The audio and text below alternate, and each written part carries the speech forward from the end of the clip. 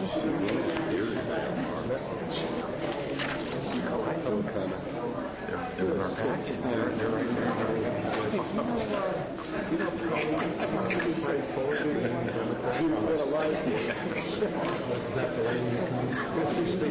say I agree.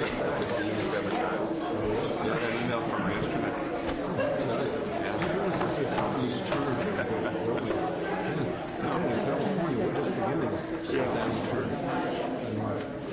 The state and counties and cities finished with their rifles. It's going to be loose. All right, Steve, sign it. Okay, good.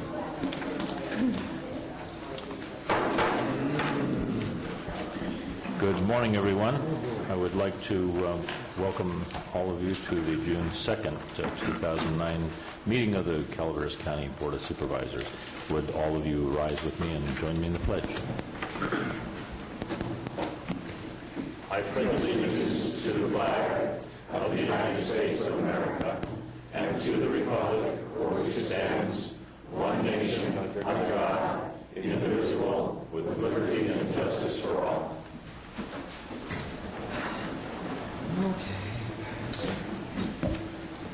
Okay, we have no announcements from last week's meeting. So I would like to launch into the consent agenda. As most of you know, the items on the consent agenda are normally routine and non-controversial. Sometimes that changes a little bit, but they'll be acted upon as one action by the board without discussion. But any board member or any member of the public can remove an item from the consent agenda. So at this time, yes. Mr. Chair, I'd like to pull 4, 8, 3, and 10. All right. Supervisor Callaway is requesting the removal of 4, 8, 3, and 10? Correct. Wouldn't it be 3, 4, 8, and 10? Sounds good to me. All right. All right. Any other 4, 3. Okay. Any other board member wishing to pull an item from the consent agenda? Any member of the public wishing to pull an item? Morning, Mr. Platt. 11 and 12. 11 or 12? What's the other one?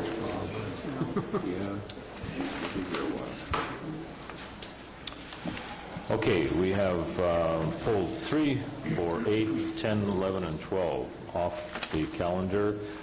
Do I hear a motion for the balance? So moved. Second. Okay, moved and seconded. All in favor say aye. Aye. Opposed? The motion passes on a 5-0. Okay, can we have an explanation of item number 3?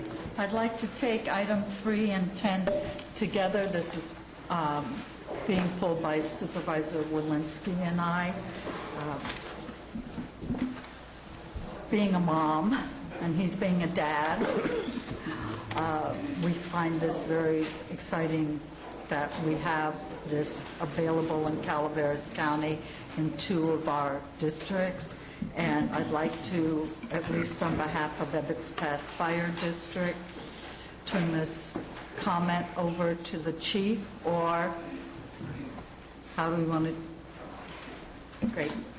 Thanks. Could you introduce yourself for the record, please? Yes, I'm Robin Davis. I'm with First 5 Calaveras and the Prevent Child Abuse Council.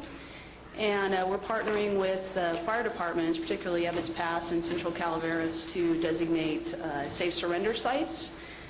We're going to do the outreach. Fire Chief Bacher really worked on the procedures and the policies and set up their facility.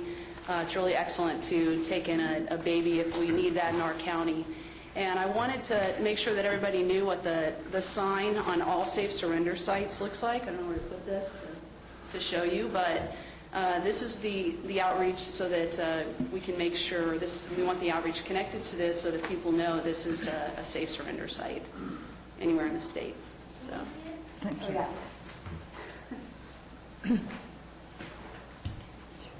So this will go on the outside of the buildings. Okay. Do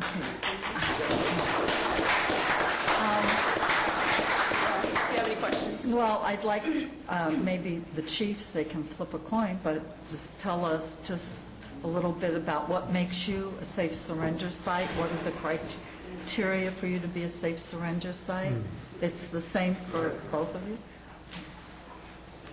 Thank you. My name is Dave Balker. I'm the chief of the Evans Pass Fire District.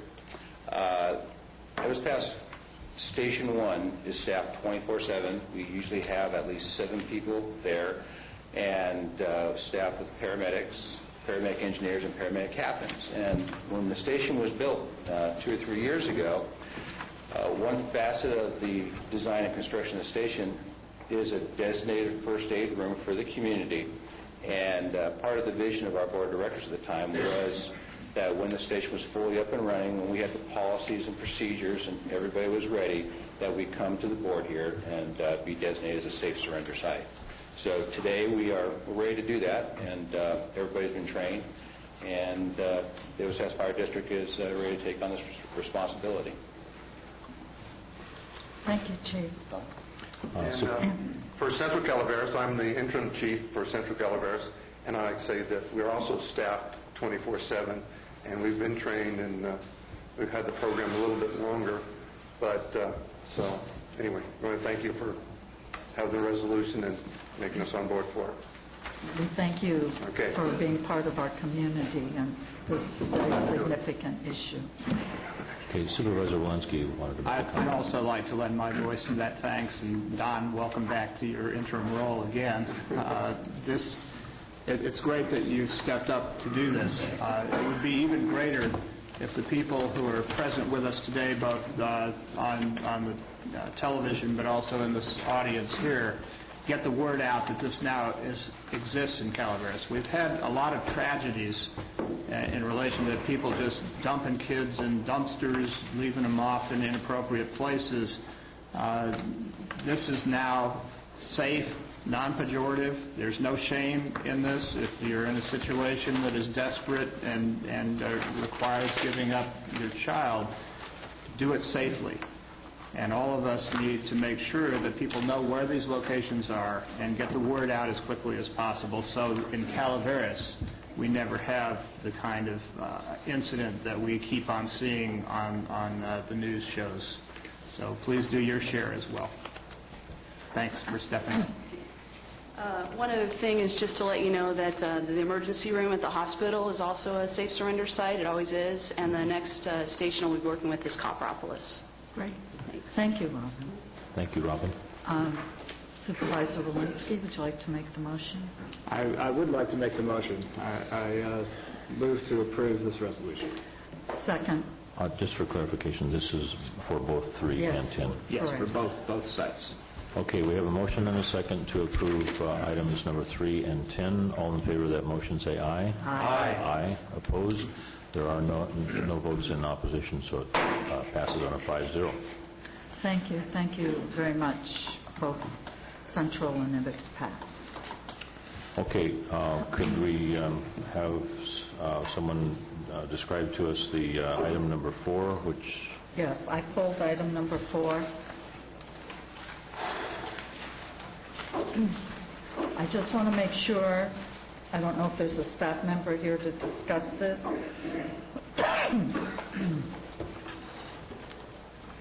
Hi. Sorry, I didn't give you a heads up that I was pulling this item.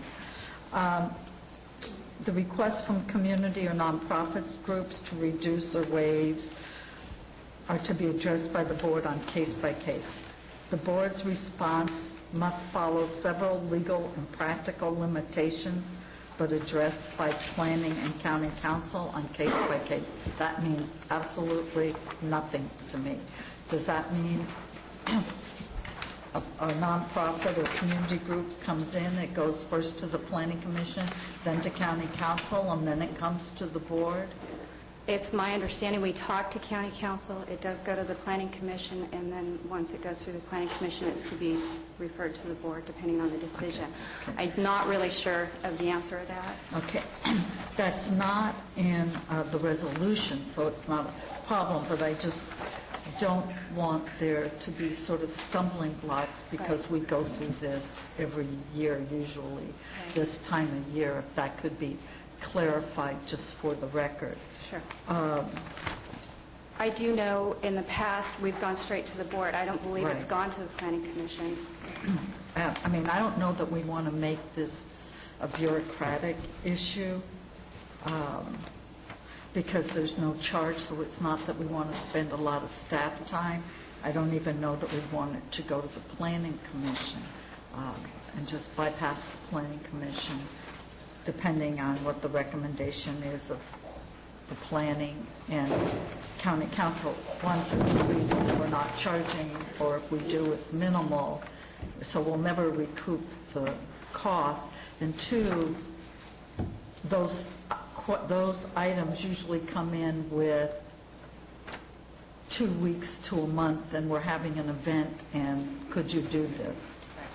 And if we did the Planning Commission and then the board, and already we're probably at 6 weeks. So I think that just needs to be clarified in terms of the protocol. Okay. The other one, and I'm not sure, this is on the resolution, on the zoning amendment change application fee. That's fine, the board supported that, but if you have a zoning amendment that can be very, very complex or time-consuming, is there a number of hours that are locked into that? So whether it takes 20 hours or 200 hours or 2,000 hours, it's still going to be 5,466, Correct. no matter how long?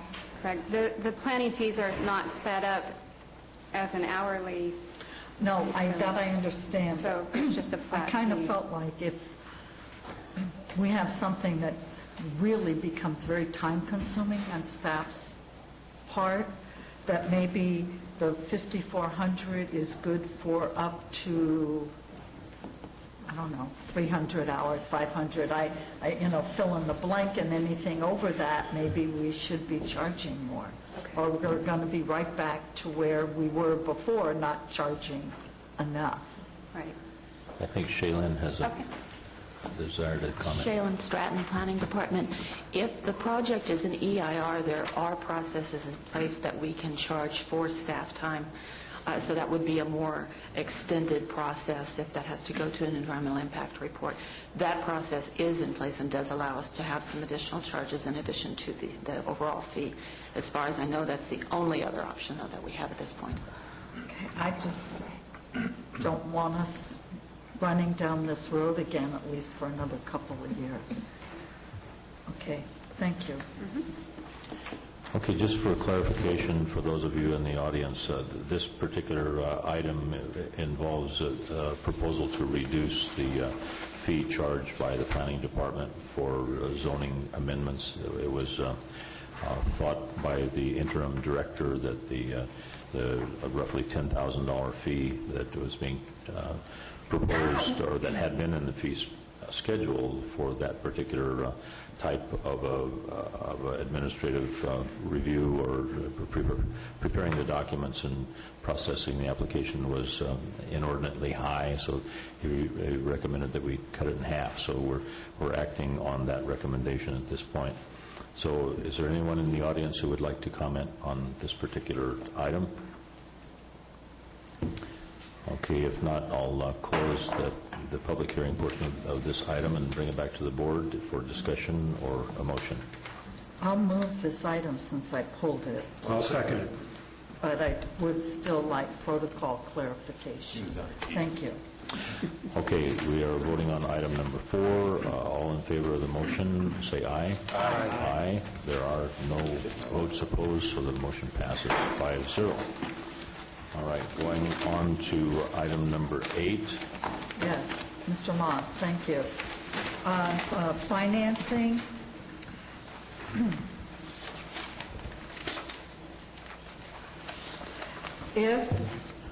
Excuse me, can you, Brian, could you give the background on this particular item so that people in the audience can know what we're Absolutely. talking This about? item actually is addressing a application for what is called Farm and Ranch Grant monies to help assist the county in cleaning up a site in District 2, actually called the Mitchell Mill disposal site. A disposal site that has quite a history going back to the 50s.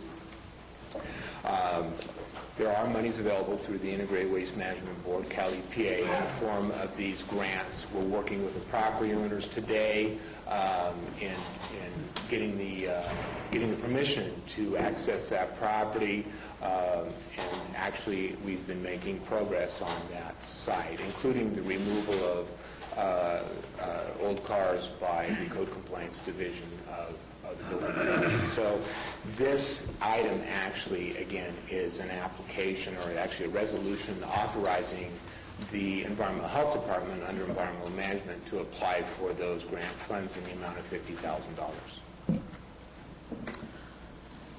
Okay. I think that's just absolutely wonderful. Okay.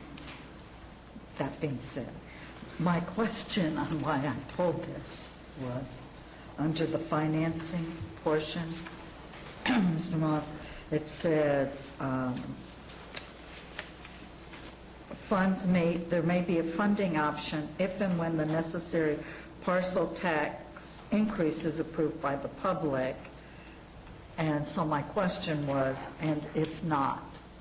And if not, actually, the county and/or property owner can also provide in-kind services to offset actually fiscal costs associated with the cleanup. So if we get it, then you're reimbursed, but the property owner's not. Essentially, we're expecting the full amount, of course, to cover the cost of the cleanup. Above and beyond that, an example of that would be code compliance removing the vehicles. So that's part of the cleanup. That's already been incurred by the county. That's an in-kind service, although the county didn't pay additional dollars for that. My concern is we don't know anything about the tax increase. Right. That's always a red flag, so thank you very much. Absolutely understood. Thank you. Thank you very much. Mr. Walensky. Yes, I'd like to make the motion to approve this. I'll second since I pulled it. Thank you. Okay, we have a motion and a second to approve this item. Before I ask for the vote, is there anyone in the audience that wishes to comment on this? Okay, if not, do I hear... Today. All in favor of the motion say aye. Aye. Aye. Opposed? There are 5 votes for this and none against, so it passes.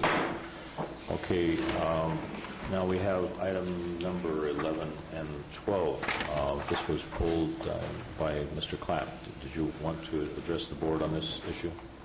Yeah, I was just wondering, I know that supervisors have a certain amount of money they can do, fund certain projects in their district, what they want. And I was just wondering if this funds was coming from the 2 supervisors. Yes. Oh, yes. I think he did.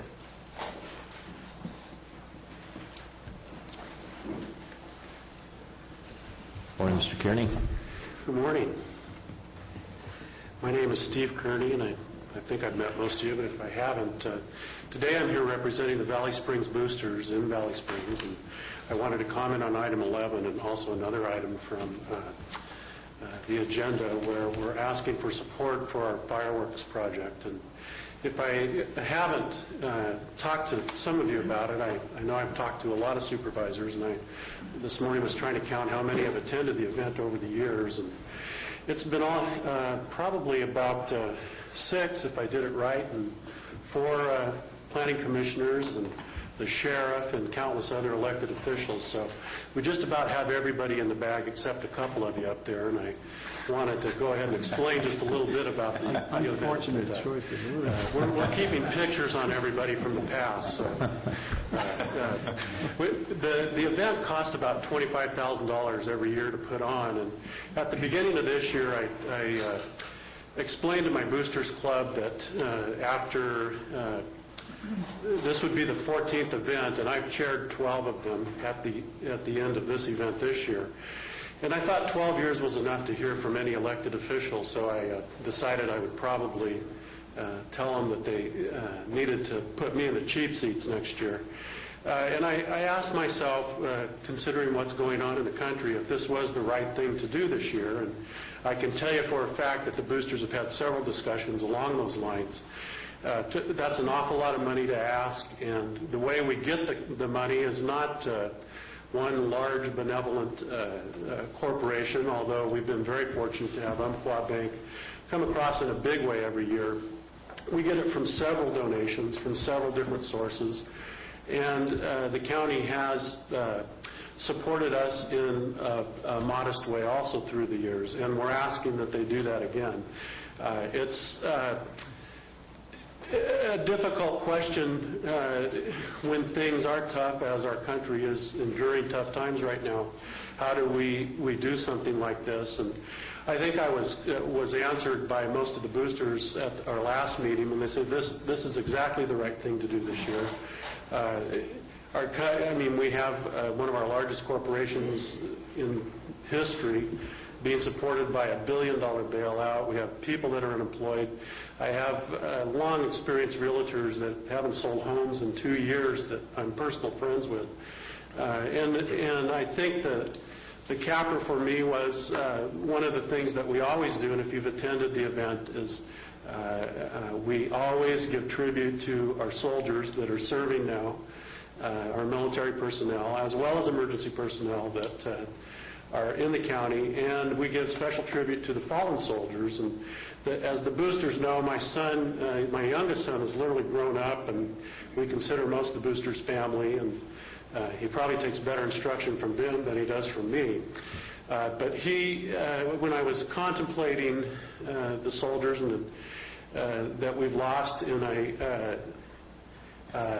can tell you for a fact this will be the first event that he's never attended with me. He'll be in Alabama this summer going to Air Force officers training. And I thought, well, going to the Air Force is a relatively safe thing in the military, and was I mistaken? Of almost 5,000 casualties that we've had, 44 of them have been Air Force officers and 430 of them have been airmen. And I thought, this is the right thing to do.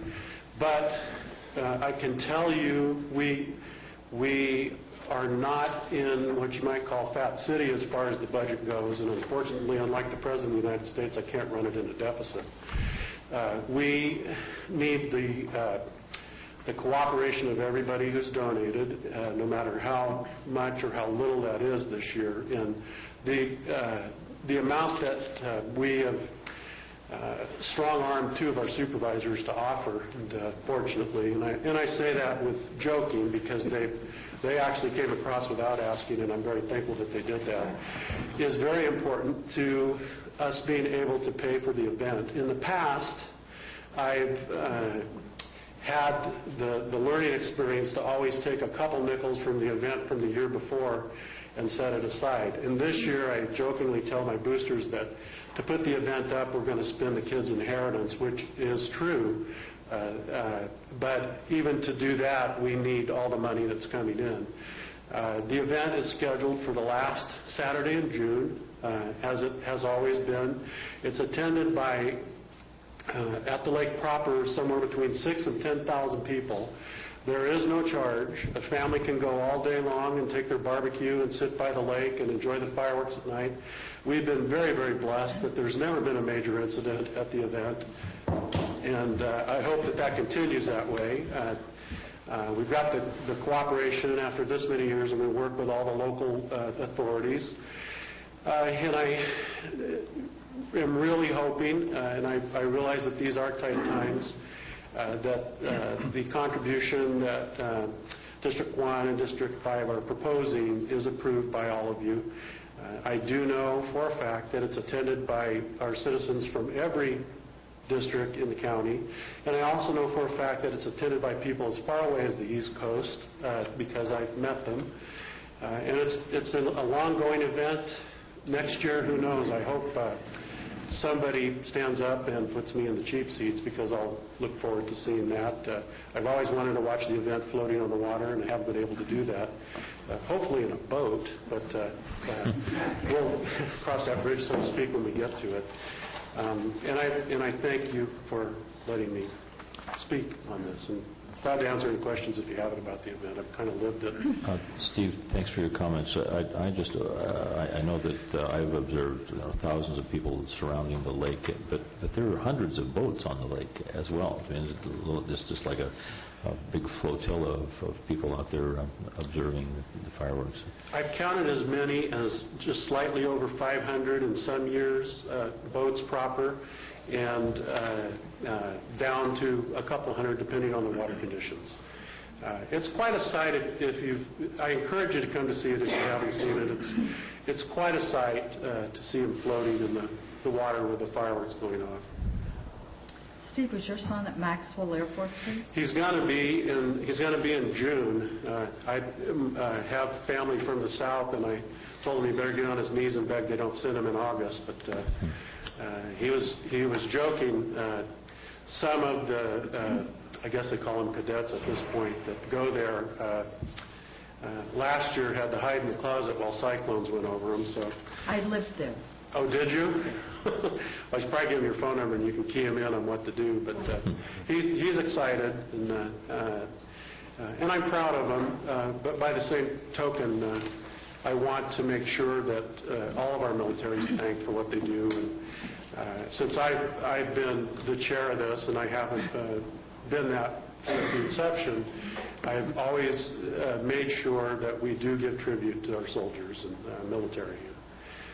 So I'll do the same this year, and we do need the support. If you have any more questions, I'd be glad to answer.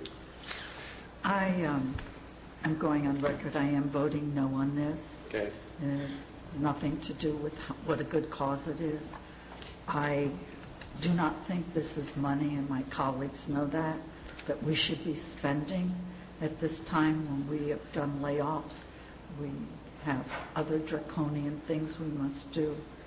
And to me, these are not funds we should spend at this time. And I've told the community groups in my district that I'm not utilizing my monies, my board monies for them. So to be consistent and fair to them, I will be voting no matter how wonderful the cause. I can appreciate what you're saying, and when my other hat as a planning commissioner, I've witnessed firsthand the tightening of the departments over the year. And I can't even imagine. Draconian is probably a good description of the job that you have before you. But one thing that I also did is I managed a business for 13 years in Valley Springs. And I can tell you, just in the one business that I managed, that the fireworks, as well as the next thing I want to briefly talk about too, that event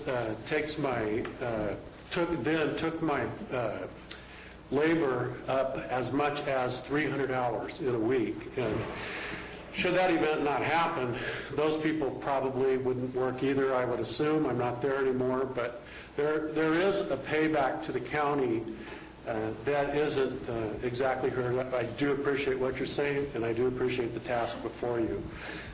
The other thing that I want to speak on behalf of is there's a donation here also for the Snyder's Powwow, and I do want to support that also.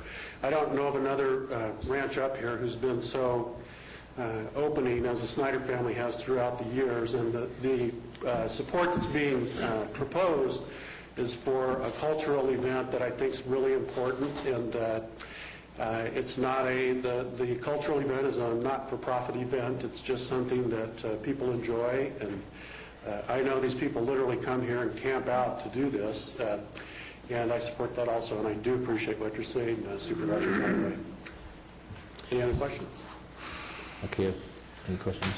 Okay, if there are no other questions, before I call for the vote, Steve, I've told you a number of times how much I appreciate your efforts and your work on the Planning Commission. Mr. Kearney is the 5th District representative on our County Planning Commission, so I want to publicly thank you, Steve. You're doing a great job.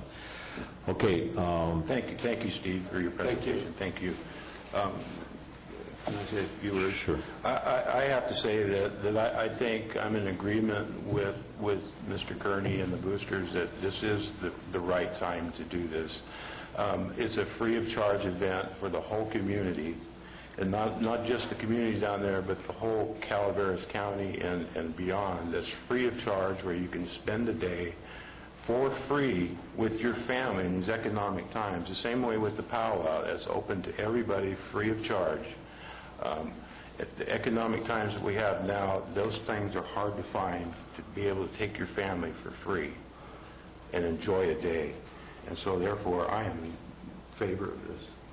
That's why I am giving the money out of my discretionary fund. Okay, are there any other comments on this before I call for the vote?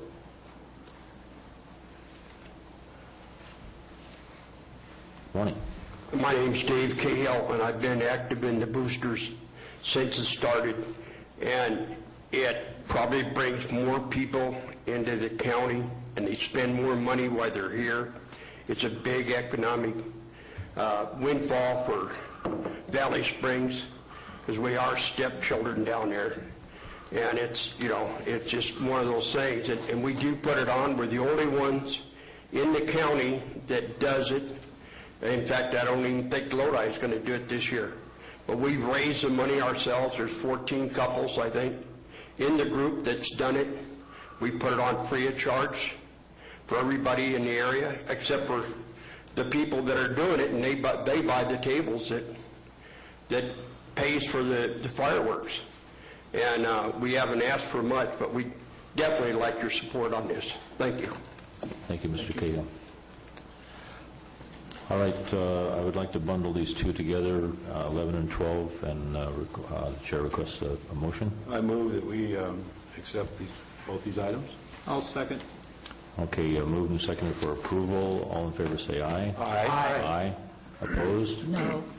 Okay, the item passes on a 4-1 opposed. All right, moving on to the regular agenda. We have public comments now. I want to remind people that comments will be limited to 5 minutes per person or 15 minutes per topic. At this particular time, I want to draw attention to the fact that we have George White here this morning. George, could you come up and say hello? I'm very pleased to see George here this morning. He is our new planning director, and I'm just really thrilled to see you here, George. Can you? Greetings to all of you. I'm glad to be here. I've been here a total of 1 day, and I don't have all the answers yet. But thanks for your support, and I look forward to working with you in the future. Yeah, I've got a whole list of stuff that I need to talk to you about. So you and many others, I think. Stick around. And also, while we're recognizing people, Tom Garcia, could you please come to the podium and say hello? Mr. Garcia is our new Director of Public Works. He's been on the job about a week. It's been a very exciting week, too, yes. And I came back for a second, so it hasn't been that bad. And I'm looking forward to continuing maybe another week. Okay, thank you very much, Tom. Thank you. I don't see Jeff White. Anyway, we have a new building director of the building department, Jeff White. And as I've said before, I don't know whether you've heard this comment, George, but we're going to be referring to the planning building as the White House. So, okay, good. Welcome aboard. All right. So at this time, I would like to ask anyone that has an issue that is not on the agenda to come forward. Please identify yourself and bear in mind that we have 5 minutes. Mr. Ginger, can you see 5 minutes, okay. My name's Frank Ginger. I'm here because the public buses do whatever they want to do as Safe Smart. First they're blocking the handicap, now they're parking where the white lines are. That's against the law. When I called the police department to come out, the cop refused to give the lady a ticket. But they've also got handicap blue stickers. I think we're fine. Go ahead. And they're not supposed to have them. Those handicap stickers are for individual people. Somebody is that, are you making adjustments over there to minimize that? Okay. So I just want to know why. When the cop came out, I told him. He knows that they're breaking the law. The buses are 3 feet too long, 2.5 feet too wide for a handicap parking. They're not supposed to have those blue stickers. Those are given by the Department of Motor Vehicle for people that need them. But the bus drivers have got them. But she came out the other day and says, if you're going to take a picture, you want me to pose? And I told her, yeah. So she says, well, since you cussed, I should call the police. And I said, I'll do you one better. I'll call them for you. So the police came out, and when she saw the cop, she moved the bus. But I gave up on this 4 months ago. But apparently it's not done enough. So now I'm going to go all out. But you know what? I gave the council people of Angels Camp 39 pictures to show that they were breaking the law. And you know, the mayor didn't say nothing. The assistant mayor had about 19 pieces of gum, chewing it like he's on crank. I don't understand why them people are there, because they don't do nothing. But I just think it's malarkey that why does the Angels Camp Police Department let these buses break the law? It's a $379 ticket. And they need to be getting ticketed.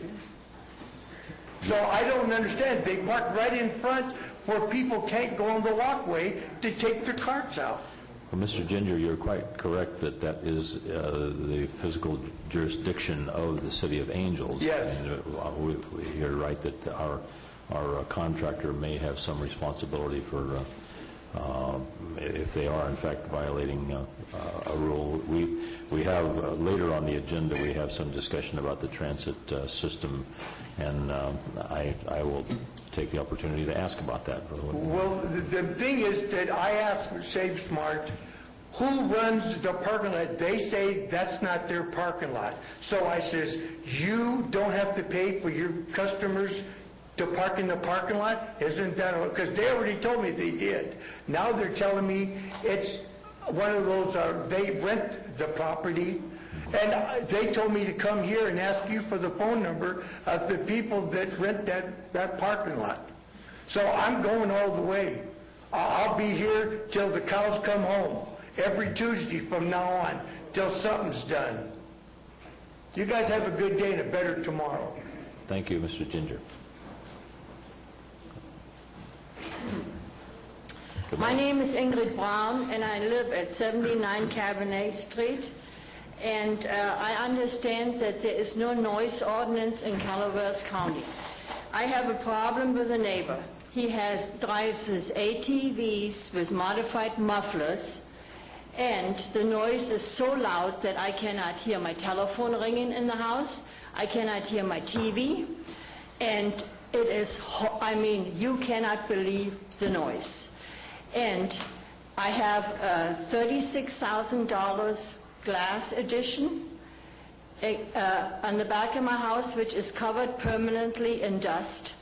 I used to wear contact lenses all my life. I can't do it anymore because my eyes got infected from the dust. I also have asthma. And this person, I don't know where he is brought up, but he has no consideration for his neighbors.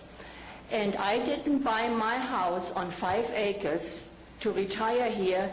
Otherwise, I would have moved to a racetrack and put up with it. So you cannot talk to him. He's very arrogant. I had him arrested on disturbing the peace, and as usual, the DA doesn't want to do nothing. So he got away with it. So now he's really at it, and every time he sees me, he's getting on his ATV and does his thing.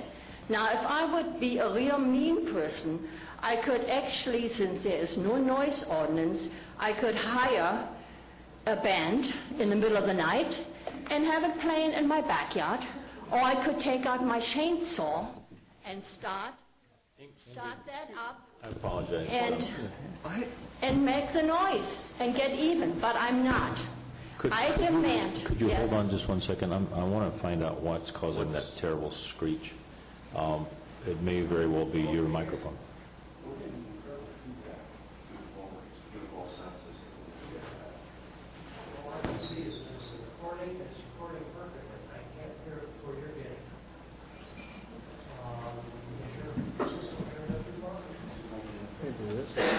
Maybe I'm talking too loud. I'm not sure.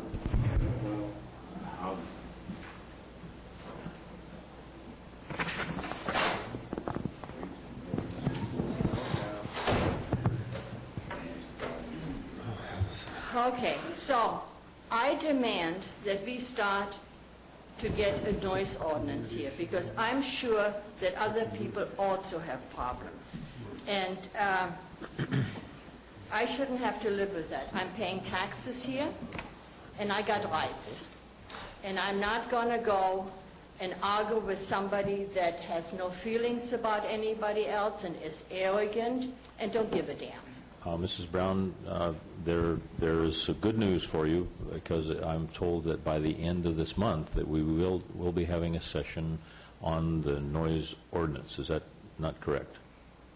I believe we are. Excuse me? I believe we were. We are working on a noise ordinance for the county, so relatively soon we should be discussing it.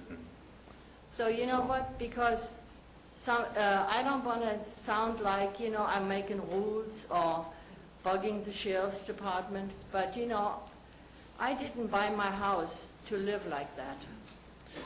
And I try to get along with people. I like to let everybody live. But when you live next to somebody who doesn't give a damn, what you do? Well, it is our hope that the proposed ordinance will address those specific issues where a nuisance is being created by either noise or dust or both.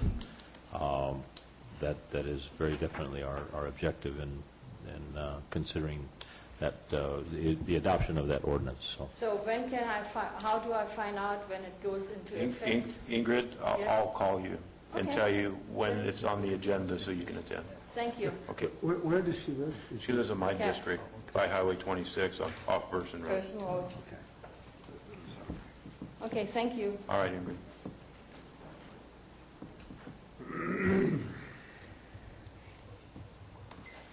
I know you guys are passing an ordinance, that'd be good, but you don't enforce the ordinance you have now. Rancho has no on-street parking on Rancho. Everyone parks on the street, especially the big equipment and stuff. I've talked to Russ about several times. Nothing is done. I mean, absolutely nothing. And this is on a county road, not a private road. The roads are completely tore up. Public Works will come out and go, gee, yeah, let's turn the road up, and that's it. So if you pass another ordinance, you need to enforce them or don't pass them. That's, and you need to enforce the ordinance you have now. And Russ, I've gone in and talked to you personally about it. And I did look up, and there is a county ordinance. There is no on-street parking. Thank you. Okay. Have you identified or have you introduced yourself to Mr. Garcia? Not the new one. Okay. Well, be sure you say hello to him. Good morning. Good morning. How are you doing today? Good. I have, since we're on the topic of ordinances, I thought I'd jump right up here. And I'd like to give one to you also. Now, I know I only have 5 minutes, so I'm going to talk fast. Okay? Could you identify yourself, please? My name is Terry Baker, and I live at 799 Black Oak Drive, right next to the David and Carolyn Redmond, who have been convicted of, noise ordinance, actually, and they've been convicted and sentenced, and we're having a real hard time getting this figured out, so I'm going to figure it out here real quick for you. On the front page, November 27th, I came to this court, or to this here meeting, and I told you about the problem. We've been to court, and nobody's going to go out and recite them. So Stephanie Morano stood up here and said that she wasn't aware of the problem until it had gone to court, and some erroneous information had been given to the zoning. The judge was under the belief that the property was unclassified and the birds were not permitted use. That is wrong, and I don't know why she gets to stand up here and override a judge. We don't need judges if we have Stephanie here. The next page goes to, this is to David Redmond from Robert Fellman. The parcel states that we are zoned RA. Well, that's in the residential community center. We'll move on to the next page. This next page, and that last page was in 2008. This next page is in 2009. This is from Gina Cathens just last month. We are located in the Blue Mountain residential area, and our number is 513S half whatever, section 3. And it says right below that, the subject parcel was zoned unclassified until the zoning was amended in 2006, ordinance number 2905. So if we move 2 pages to the ordinance 2905, this is the ordinance that is supposed to change us. It never did.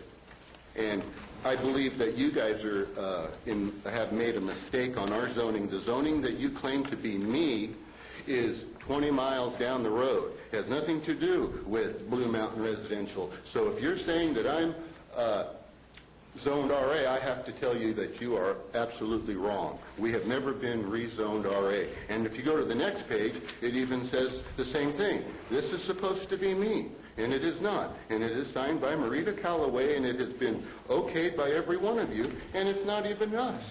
So go to the next page. This is a letter from Animal Control to Gina Cathens explaining that we are RA, which we have never been rezoned RA. However, the right to farm does not exclude any landowner from the enforcement due to noise complaints. Well, we've turned in legitimate complaint after legitimate complaint, whether we are zoned RA or we're zoned U. It doesn't matter. She is not exempt from this, and she has been cited once already, and she has been in violation for 558 days as of today. And we've been trying to get someone to go out because this is a noise ordinance here. Actually, it has nothing to do with your noise ordinance because this is an animal noise ordinance which isn't covered with that noise ordinance. So if we go to the next page, this is what I got just last month from the assessors. This parcel is still zoned U. Right there. Now, if you can show me anywhere that we have been changed to RA from you, I got $100 here for any one of you guys who can do that. Because it doesn't happen. We've never been changed. And we've been to court over this, and we've had 6 or 7 people go up in front of a judge and say, we've been rezoned RA, therefore they're exempt. Well, this states no one is exempt. Now, I also included a CD of the court trial with Judge Mohini, who sentenced her, explained the zoning. You can only have a commercial agricultural cock ranch operation unless on A1 or AP, which is A1 with the Williamson Act. So, what I would like to do is have every one of you look over this.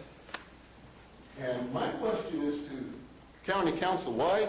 I went to Animal Control yesterday and talked to Sergeant Murray, and she said they would go out there and cite them in a minute. But they are under orders from County Council not to do anything. And I'd like to know why. I got some more stuff I'd like for you to read. Mr. Baker, you're coming up on about 30 seconds. I'm talking as fast as I can. So anyway, I also have... If you go beyond 5 minutes... Nobody can get the hunt? Nobody? I was hoping that Gina Catherine would come back. Help me out here, because we've been tortured by these people. I actually have some information on this that is... This lady here... I'll hold it in perpetuity. This lady here says her neighbor has been hassling her. What do you think my neighbors have been doing since County Council tells them that we're not going to cite you again? Well, they got cited when they had 30 roosters and total of 30. Now they have 130. And no one will go out there. They're on 4 acres. Okay? Those birds are about as far from my bedroom as that building. Maybe it's a little bit farther. But it is loud. We haven't had a day. When you listen to Judge Mohini's ruling, he ruled that they have been in violation for 2 years. It has been a year and a half since... Mr. Baker, with all due respect, Supervisor Walensky says he has some comments on this. Yes, you came to my office hours last week and pointed out the contradiction between the zoning and the letters that you've got here. What I did find out from the planning agency, the planning department, was that the original ordinance carried with it a map that was inclusive of your area, but that in the listing at the top, which you've highlighted, there apparently, in their view, was a typo that did not specifically include that, I guess, that section, or at least mistyped that section. So that's the source of the confusion about zoning, and that will, I've asked the department to try to reconcile that and come back to the board with an answer. Okay. So that's where that stands at this point. Okay, and how about this right here then, Mr. Walensky, where it says, however, the right to farm does not exclude any landowner from enforcement due to noise complaints. Now, we have turned in numerous legitimate complaints. Now, they started when they had 20 birds. Now, next week, I'm going to come in here and show you what our complaints have turned into. I've turned in a complaint to animal control for a commercial agricultural cock ranch operation, and it turned into a dog barking. That's unacceptable. I have no... I have 5 other ones doing the same thing. My neighbors have the same thing. We're writing letters to county council, the DA, and animal control, and we don't even get a response anymore. And do you know, when we turn in a noise complaint, they make us go to the sheriff's department, tell the sheriff what we're complaining about, and they approve it before they even give us a form to turn out, to fill out, to turn in. They turn us away. We're not taking this. I talked to Mike Gillespie yesterday in animal control. I said, Mike, how you doing? He said, hey, if this is about the roosters, we're done with them. Well, what the heck? Is that law enforcement? Or are you guys encouraging these people to torture us? Because just like this lady right here, what do you think I'm dealing with a guy laughing at us? 2 days after they were convicted, they were unconvicted by you people. It's in there. Read it. It's in the Poop in the Coop from their website. And that's all we got is poop all over our neighborhood. They don't clean it up. They have over 100 roosters. Every one of those roosters are crapping 2.5 ounces a day. Listen, that comes out to a pound per bird. Okay? That's 100 pounds a week. That's 5,000 pounds a year. It's been going on for 4 years. And if you couldn't put a septic tank right next to Jack Nelson Creek, but you can put this. This is in my septic tank. When it rains, it runs onto my property. All we're asking for is a little help, man. Can you help us? Because all you're doing is encouraging bad behavior, and he's torturing us. Thank you, Mr. Baker. Oh, thank you. Oh, I'm sorry, I had one more question. Mr. Baker, I didn't get my answer from county council. County council. Mr. Baker, your time is over for today. We'll see you next week. Thank you. Good morning, Marty Crane. It's interesting to hear the scoop about the poop. I only have one rooster, and it is not pleasant to step in, and I only have one little one. Do your neighbors complain? So I can't speak to 100. Anyway, Marty Crane, I'm the director for the Calaveras Volunteer Center. And on a lighter note, I'd just like to say that when times get tight, volunteers step up even more than they normally do. And being who they are, they tend to ride under the radar and go about their business doing all these noble, wonderful works. And I've often said that if every volunteer said, today's my last day, that's it, life as we know it would cease to exist. So I am very, very encouraged about, if not by the economy, about society in general, because we as humans do step up to embrace each other. And I'm also wanted to mention that Kids Day is Saturday, and this is our 14th year as well. And I've organized it for 12, and but at Kids Day we have, I've never counted really how many organizations come, but we have Jenny Lynn Fire, Foothill Fire, our Resource Connection with all their departments come. We have Head Start. We have, we have people from over in the Bay Area come and And everything is free. If you were 12 and under, it's free lunch, snow cone, popcorn, ice cream, as many games and crafts and entertainment as you can absorb throughout the day. If you're 13 or older, you can bring a lunch, or you can get the same lunch for like $2 or something. But it's a fabulous day. And but I would also like to say thank you to all of the different organizations, including our volunteer sheriff's department, and all the different organizations that volunteer their time to come and make it happen. And so I would just like us all to take a minute and acknowledge volunteers, because life would not be life without them. Thank you very much. Thank you, Margaret.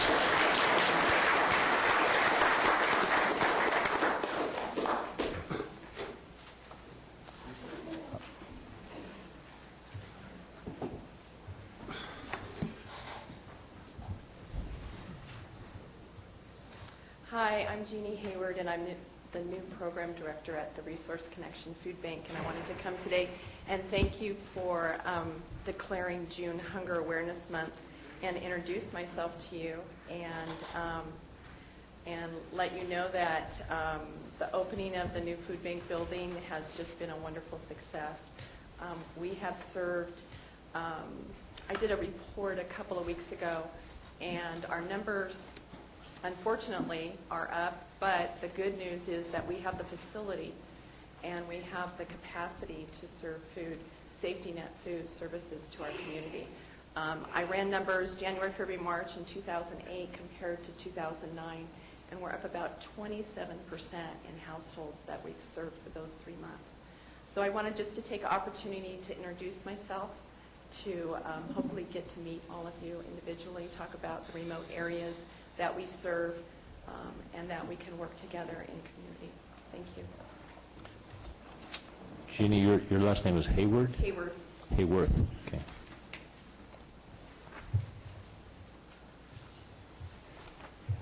My name is Will Moore. I live in Valley Springs, and this is not a complaint. This is a funding proposal for the county, and I've never done this before. I have printed copies for all of you. Just give them to the clerk and she'll distribute them.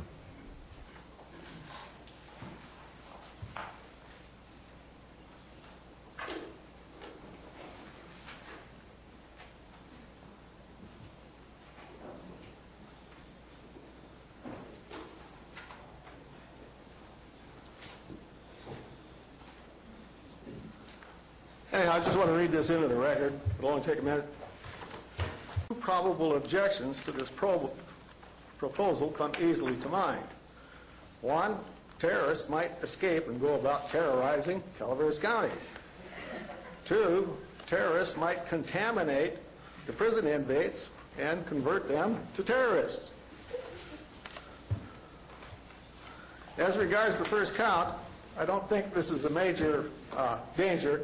Any escapees would be lost on unfamiliar terrain, in a wilderness, in a foreign land, where they would have no network of family and friends to lend them aid. They would be powerless to combat or evade a posse, the federal marshal, National Guard troops, sheriff's deputies with dogs, and hostile citizens. There are no strategic targets in Calaveras County that terrorists could threaten. At worst, a band of escaped terrorists could be a threat to a few individuals. That would be a tragedy, but the probability of it actually happening is low. I believe the risks are tolerable in relation to the potential benefits of this proposal to the whole population of the county and the state. The state would also benefit from the input of federal funds. As to the second count, that the terrorists might convert the local inmate population to terrorists, I don't think there's any significant danger of that. First off, the terrorists that the federal government is seeking to retain in custody are only potential terrorists. Many of them are as much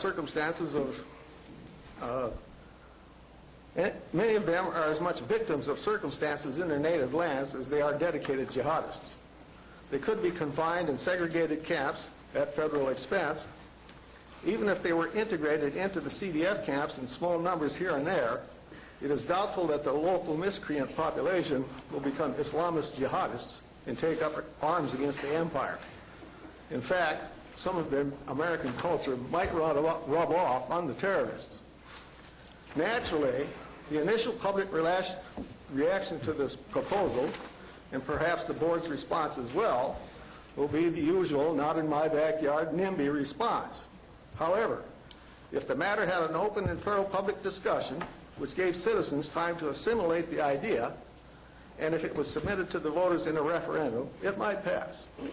I think the probability of such a proposal passing is low. However, considering the potential benefits of the plan, I think it's worthwhile having the discussion. This is a sincere proposal. I think it is worthy of serious consideration by the Board of Supervisors and the citizens of Calaveras County. If the United States is negotiating with Australia to take these people, there has to be serious money involved. Thank you. Thank you, Mr. Moore. That was great, but the problem with it is a federal judge will release them, and we put them on welfare, and they'd still be here. And we'd be paying for them, too. Okay, all right, we're really... Marty Crane. When I stepped up here before, I was given this visual of all the scoop of the poop, and I forgot what I wanted to say. Sorry, it just kind of threw me. I got so excited about talking about the volunteers that I wanted to just tell you that Kids Day is presented, has been for 14 years by the local Optimist Club. We're optimistic about everything. And just this year, we have formally invited and embraced a partnership with Sheng Chi Training Center in Valley Springs. They have been there with us for years. We couldn't do it without them. And also, we have made formal partnerships with our hospital, who's been supporting us for years, Prevent Child Abuse Council, and First Five Calaveras. So it's an all-inclusive, wonderful day, and I'm sorry if I forgot to mention that earlier. But come on down, share the day. Thank you. Thank you, Marty. Thanks. Good morning. Good morning. I'm sorry I'm here. I'm really sorry I'm here. Some of you might know who I am. Some of you probably wish you didn't know who I am. But I'm going to tell you, I'm a healthcare worker in Calaveras County. And your name is? I've been a healthcare worker for 10 years. Let me tell you what I do. Can you tell us your name, please? My name's Bonnie Newman. I live in Double Springs. Thank you, Bonnie. I've cared for a disabled man for 10 years. In the past 2 years, he's not only disabled, he's acquired a mental illness. This requires me to monitor him 24 hours a day. This man cannot be left unattended. He cannot be unmonitored. He's made over 50 911 calls in the past 2 years. How much does that cost the county? I get paid 9 hours a day, 7 days a week, 360 days a year. I have to ask you, I got the newspaper on Friday and about had a seizure myself. Tell me if I got this right.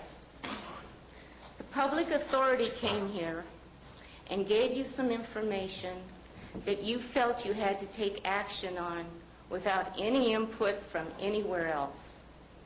Is that what happened?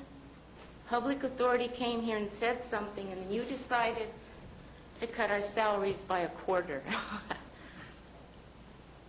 I mean, that's what the newspaper says.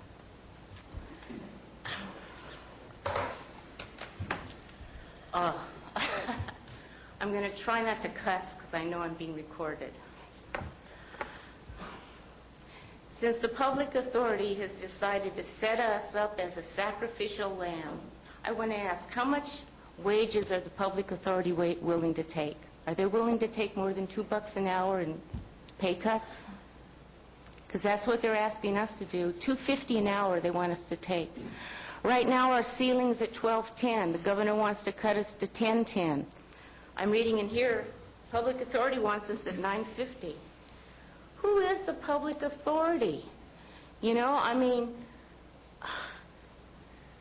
until 10 or 15 years ago, they didn't exist. Now there's an entity that gets about $200,000 a year, as far as I can tell, and it's almost like a secret, to do training, outreach, prevention. That's important.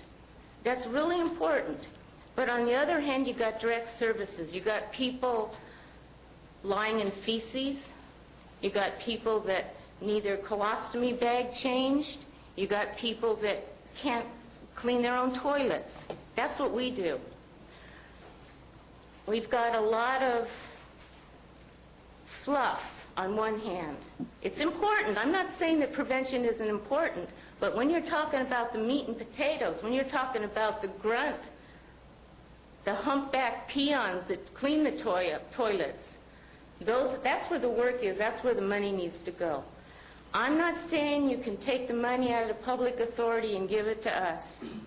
But at this point, where are we putting our money? I think it's part of what's going wrong in America. We're funding all the fluff, and we're forgetting the meat and potatoes.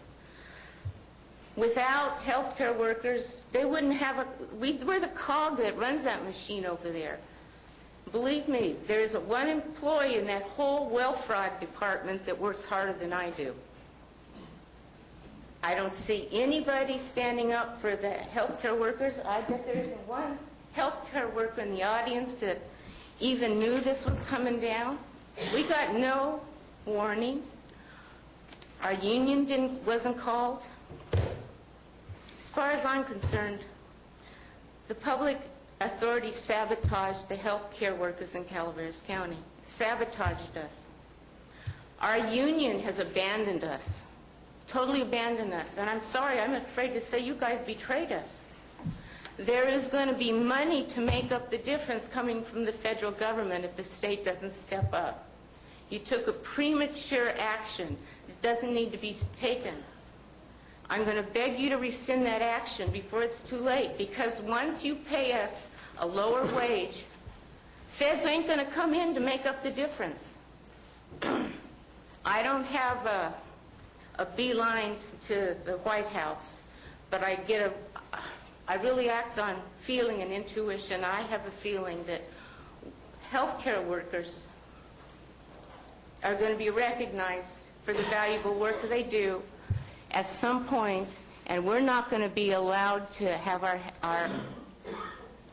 what it is our lives pulled out from under us. One other thing I wanted to say. I read in the paper, maybe I shouldn't be reading the paper, that a lot of the stimulus money is based on how the states act.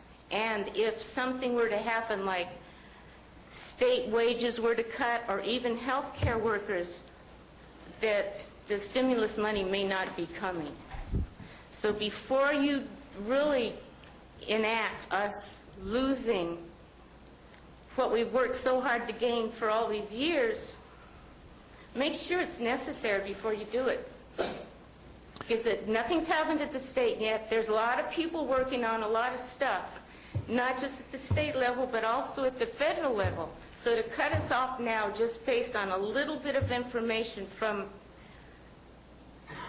the public authority, which has given us wrong information before. They have fed us misinformation when we were in negotiations, kept us in negotiations an extra month and a half before it was sorted out. Ms. So Newman, question it. I don't want to create the impression that I'm not sensitive to your plight and these problems, but in fairness to other people who might want to talk, you have gone over 5 minutes, so sorry. No need to apologize. Anyone else wishing to address the board this morning on items not on the agenda? Good morning, Mr. McSorley. Good morning. Tim McSorley, Executive Director of the Council of Governments. I will be brief. First of all, I too would like to throw out the welcome mat to Mr. Garcia and Mr. White. Look forward to years of collaborative efforts in the transportation planning field. The reason I'm here is after years, in fact decades, of planning, of funding struggles, of on again, off again Design efforts, July 22nd is the opening date for the Angels Camp Bypass. We're extremely pleased to make this announcement. In fact, after all the delays that we've seen, construction is a year and a half ahead of schedule. So we're very pleased and we're very appreciative of the effort that Caltrans, our Tri-Counties partner, Amador and Alpine Counties, in helping us fund the project, and specifically the contractor, Tykert Construction, for moving so expeditiously. We will be inviting the governor, because as you may know, this project is funded in part through bond money, the Corridor Mobility Improvement Account funds. We will also be inviting the Lieutenant Governor, as he's a native son of Calaveras, as well as other dignitaries. We're in the planning process right now, and so I will try and keep you apprised of the activities and festivities as we move forward. That was July 22nd? July 22nd. That's a Wednesday. Is there plans for inviting Senator Cox or Congressman Longren? Yes, I've already sent out word, and as soon as we get a little bit more formal announcement or work through Caltrans, because they coordinate all those efforts, we will be sending out those official invitations. So thank you very much. Thank you, Tim. Mr. McSorley,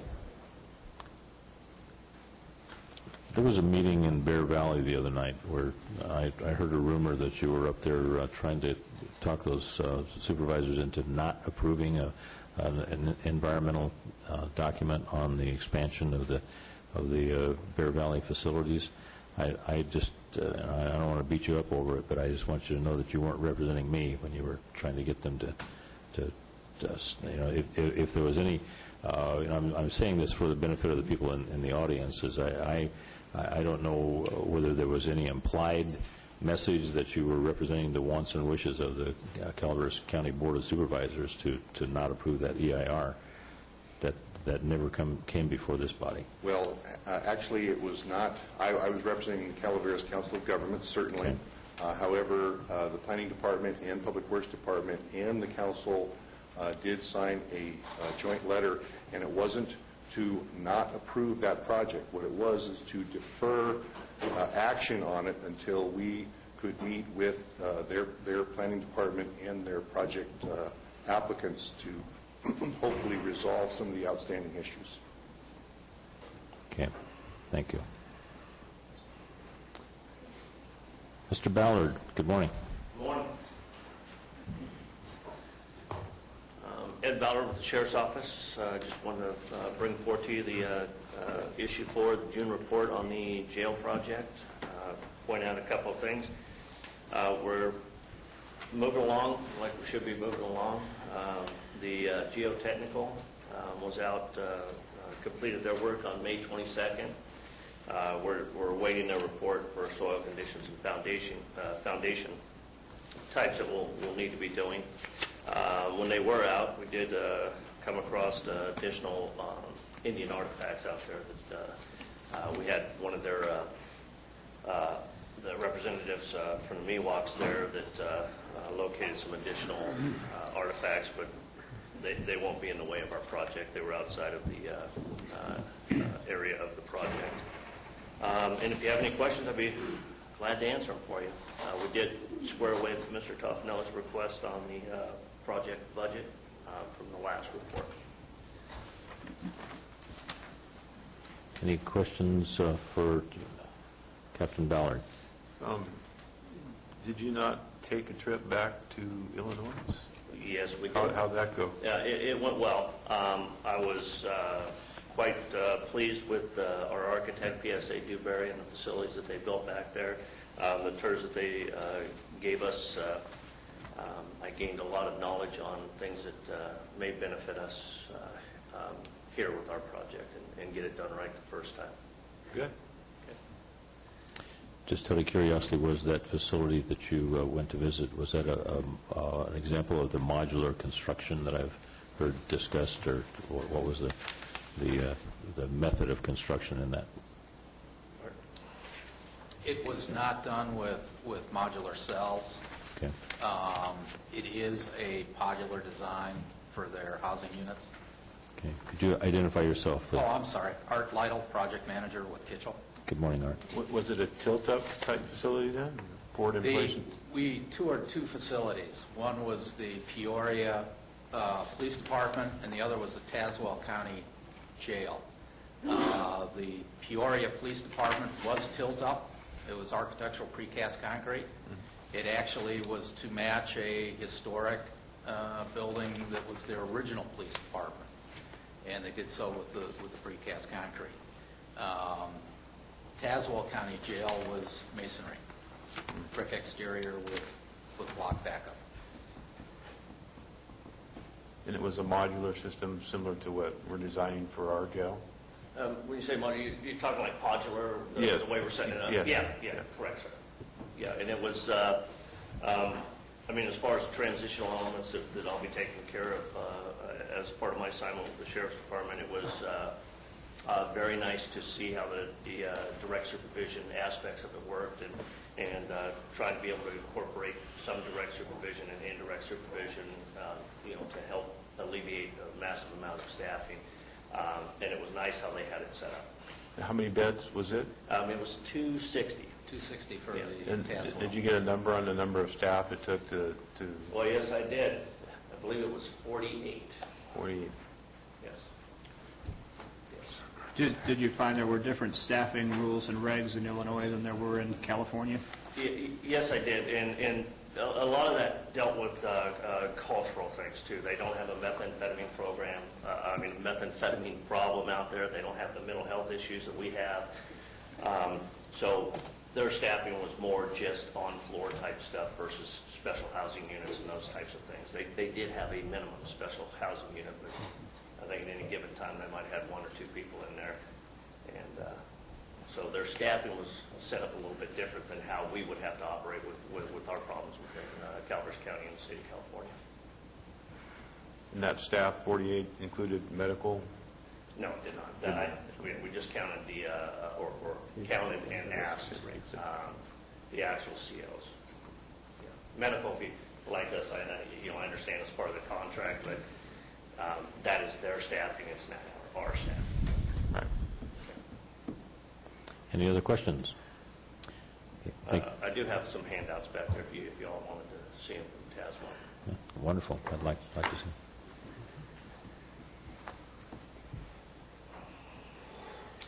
Okay, thank you for your time. All right, thank you for the report. Have a great day. Thank you, gentlemen. Okay, anyone else wishing to address the board this morning on an item not on the agenda? Okay, seeing none, would like to move on to item number 15, and this is a discussion of findings and possible action regarding the approval of a resolution authorizing a boundary line adjustment for land restricted by a California land conservation contract. Chairman? Yes, Mr. Puffinelli. I would like to propose that, I'm sorry I didn't catch this sooner, that we move items 18 and 19 forward. With looking at the number of people in the room, I think they're waiting for those last two. If we could get them out. I think there's a lengthy, after this one, I think the presentation is going to be quite long for the transportation. I think that there's some merit in that request. However, I'd like to finish since Mary Metz is here with this item 15. All right, what Supervisor Toffanelli is suggesting is that we, at the discretion of the chair, we move 18 and 19. We go to 18 and 19. Is that? Okay. We'll move those items in front of the Calaveras Transit short-range transit plan. I actually believe that many of the people in the room are here for the transit discussion. In fact, if you could raise your hands, Okay. It appears that that is the issue du jour. So, well, I stand corrected then. Stay in line with what it is. All right. Okay. I was trying to help. You guys are just being way too demanding this morning. Mary, could you give us 5 minutes to... Well, Yeah, I think that there's a sense of urgency, look about Tom has Supervisor a wall. Tryon, so. Money to burn. Pardon us, we'll be back in 5 minutes. Get back in.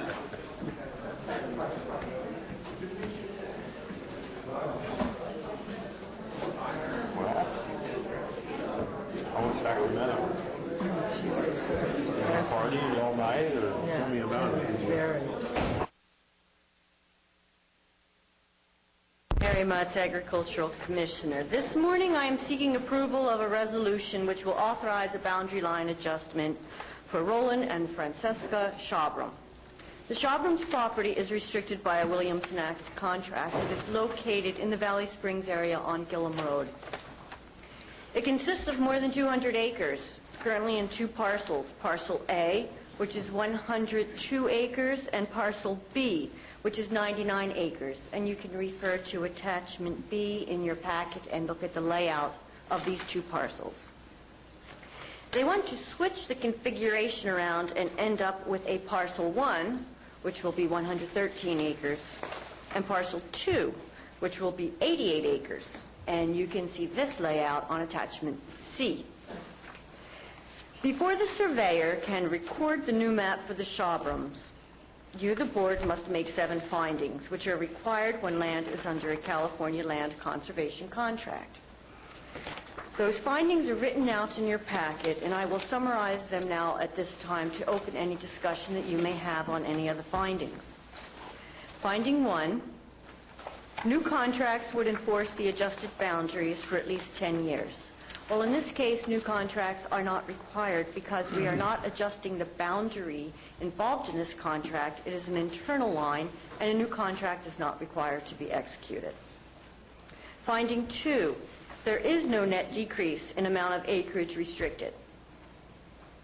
Finding 3, at least 90% of the land under the former contract remains under the new contract. Well, again, new contracts are not required, and so therefore 100% of the land remains under contract. Number 4, the new parcels must be large enough to sustain their agricultural use as defined in Section 51222. Section 51222 of the Government Code states that land shall be presumed to be large enough to sustain its agricultural use if it is at least 40 acres in size, and both of these parcels are at least 40 acres in size, so meet that requirement. Finding 5, the lot line would not compromise the long-term ag productivity of other land subject to a contract. Well, the Shabrams' land is adjacent to many parcels that are restricted by a contract, but this boundary line adjustment is not found to affect the productivity of those parcels. 6, the lot line adjustment is not found to result in the removal of adjacent land from agricultural use. And the 7th and final finding is the lot line adjustment is not resulting in more developable parcels. Prior to this lot line adjustment, parcel A and B had road access. After the lot line adjustment, parcel 1 and 2 will have road access.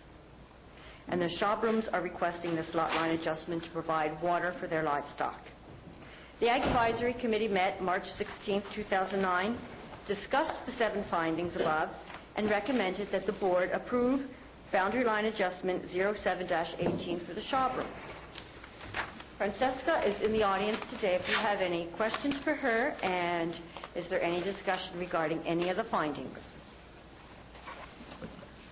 Any board member wishing to ask a question about this item? Mary, I don't have a question on the findings. I have a question on the financing. With the proposed elimination of the Williamson Act, one, it seems strong indications. The county under general fund will still have to pay our debt to the state, correct?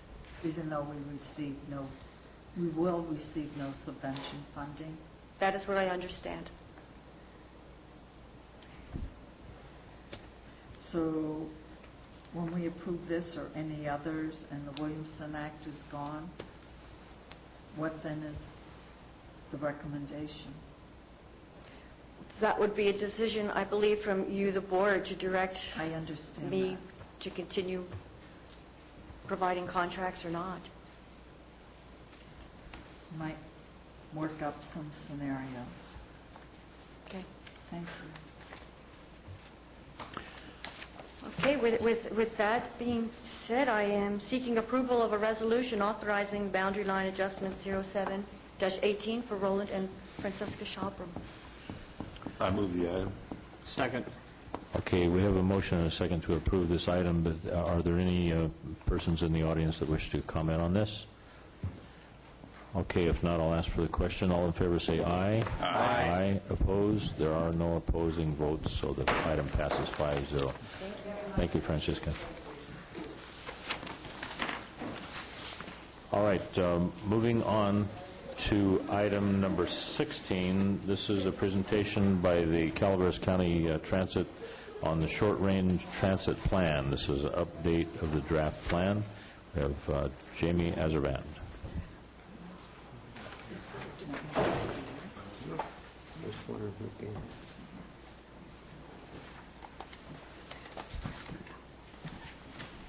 Should I get some lights, Jamie? That would be great. Thank you very much.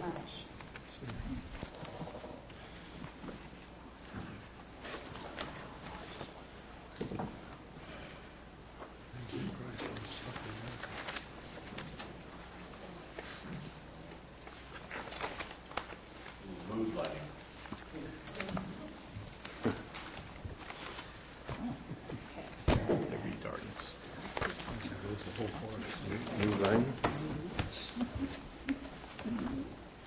Okay, good morning. Jamie Azarban, Department of Public Works. Today I'm going to be giving a brief presentation on the short-range transit plan that was recently completed by LSE Transportation Consultants and sponsored by the Calaveras Council of Governments. Can you hear me? Okay, sorry about that. I just want to make sure you can hear me.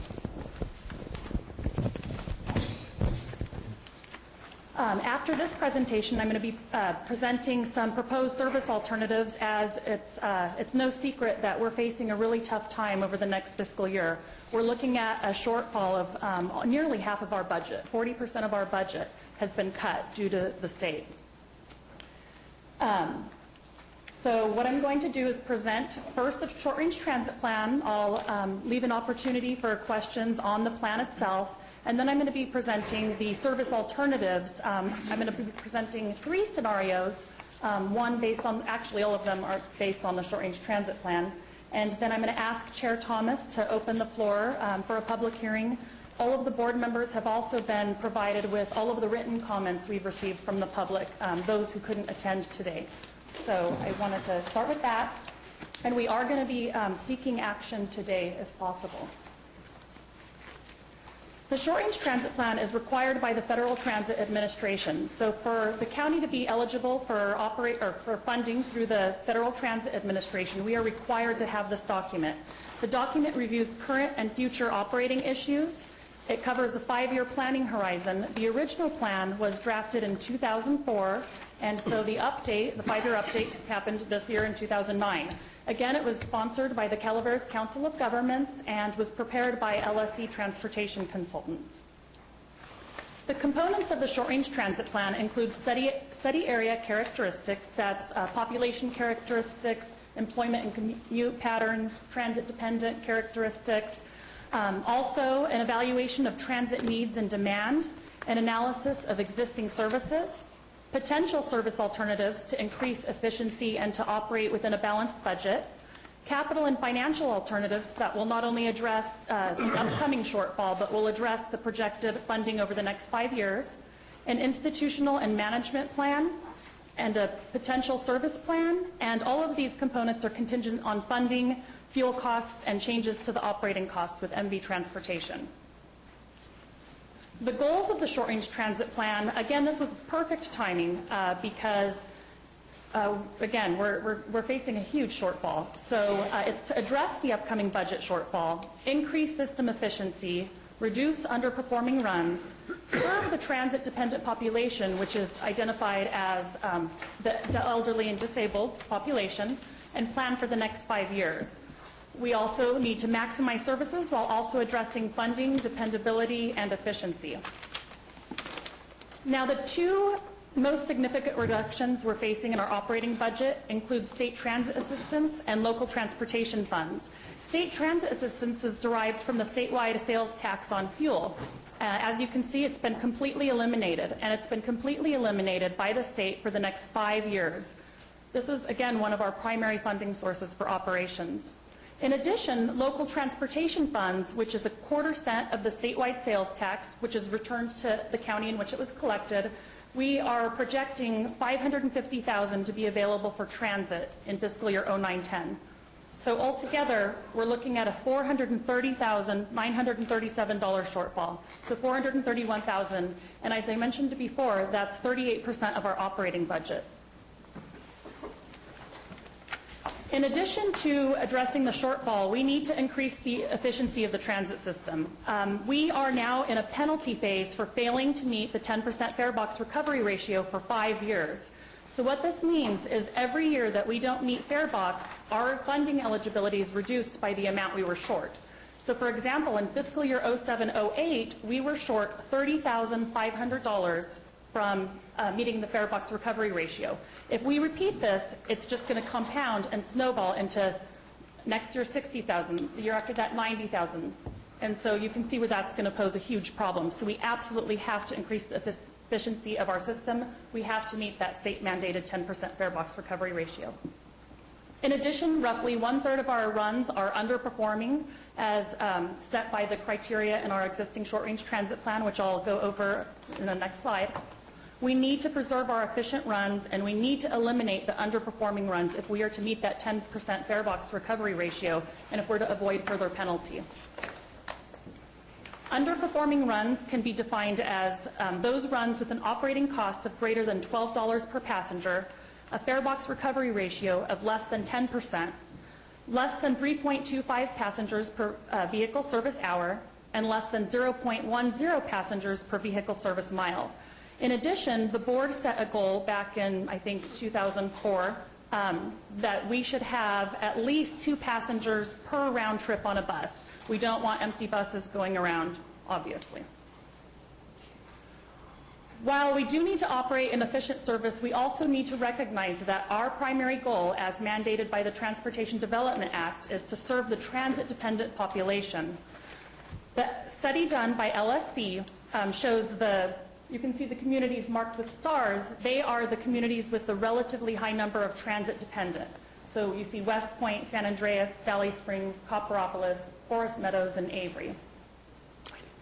The study findings show that most of our ridership is on routes 1 and 4, and that's from Valley Springs to Angels Camp up to Murphy's to Columbia College. The lowest ridership is on Route 5, which is Copperopolis, and then Route 3, which is up to West Point. The study findings show also that West Point, Copperopolis, Lodi, and Railroad Flat are the least productive. All carry less than 4 passengers per vehicle service hour, and the standard in the industry is 3.25 passengers per vehicle service hour in order to be efficient and meet that 10%. So you see here, routes 3 and 5 don't meet that goal, and Lodi and Bear Valley barely meet that goal. In addition, we are, as I mentioned before, required to operate with a 10% fare box recovery ratio, which means that we need to recover 10% of our operating costs through fare revenue. None of our runs, when you incorporate all of the runs into the routes, none of our routes meet that when you average all of the runs per route. Only Bear Valley does, and when you add Bear Valley into the big picture, it really only contributes about 1/4% to our fare box recovery ratio at the end of the year. Development of the service plan, which I'm going to go over in the next presentation, was a combination of LSC Transportation Consultants' professional analysis, input from our MV Transportation Operations Manager, who's here with us today, our Interagency Transit Committee, which is a committee we recently formed as a result of the triennial performance audit findings. They recommended that we form a productivity committee to review on a continuous basis, review the system efficiency, and look to see where we can improve efficiency. In addition, we have talked to some of our neighboring transit agencies, and we also received community input. The community input that LSC received was they went out and did onboard passenger surveys, community phone surveys, and a public workshop. And the results of all of those community input forums are included in the short-range transit plan update. When developing the service plan, which again I'm going to go over in my next presentation, we remembered the goal to provide a system that can operate within budget, maintain core services, and attain performance standards. So basically, we need to be operating in a system that is affordable, efficient, and effective.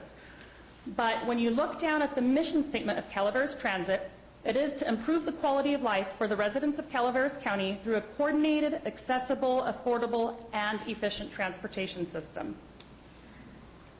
The capital plan identified in the short-range transit plan is to replace the vehicles as needed over the next 5 years. So as they exceed their useful lives of service, we do need to, obviously, to replace those. Shelters, benches, paving, and signage. And all of these are going to be funded with stimulus funds, Proposition 1B funds specifically for transit projects, and capital grants. And I want to point out, I've been getting a lot of questions. Why are you proposing service cuts when we have all this money coming in? The economic stimulus funds and the Proposition 1B funds can only pay for capital. The operating funds and capital funds are completely separate. So we have tons of money for capital projects, but we're running short on operating funds. They're just not there.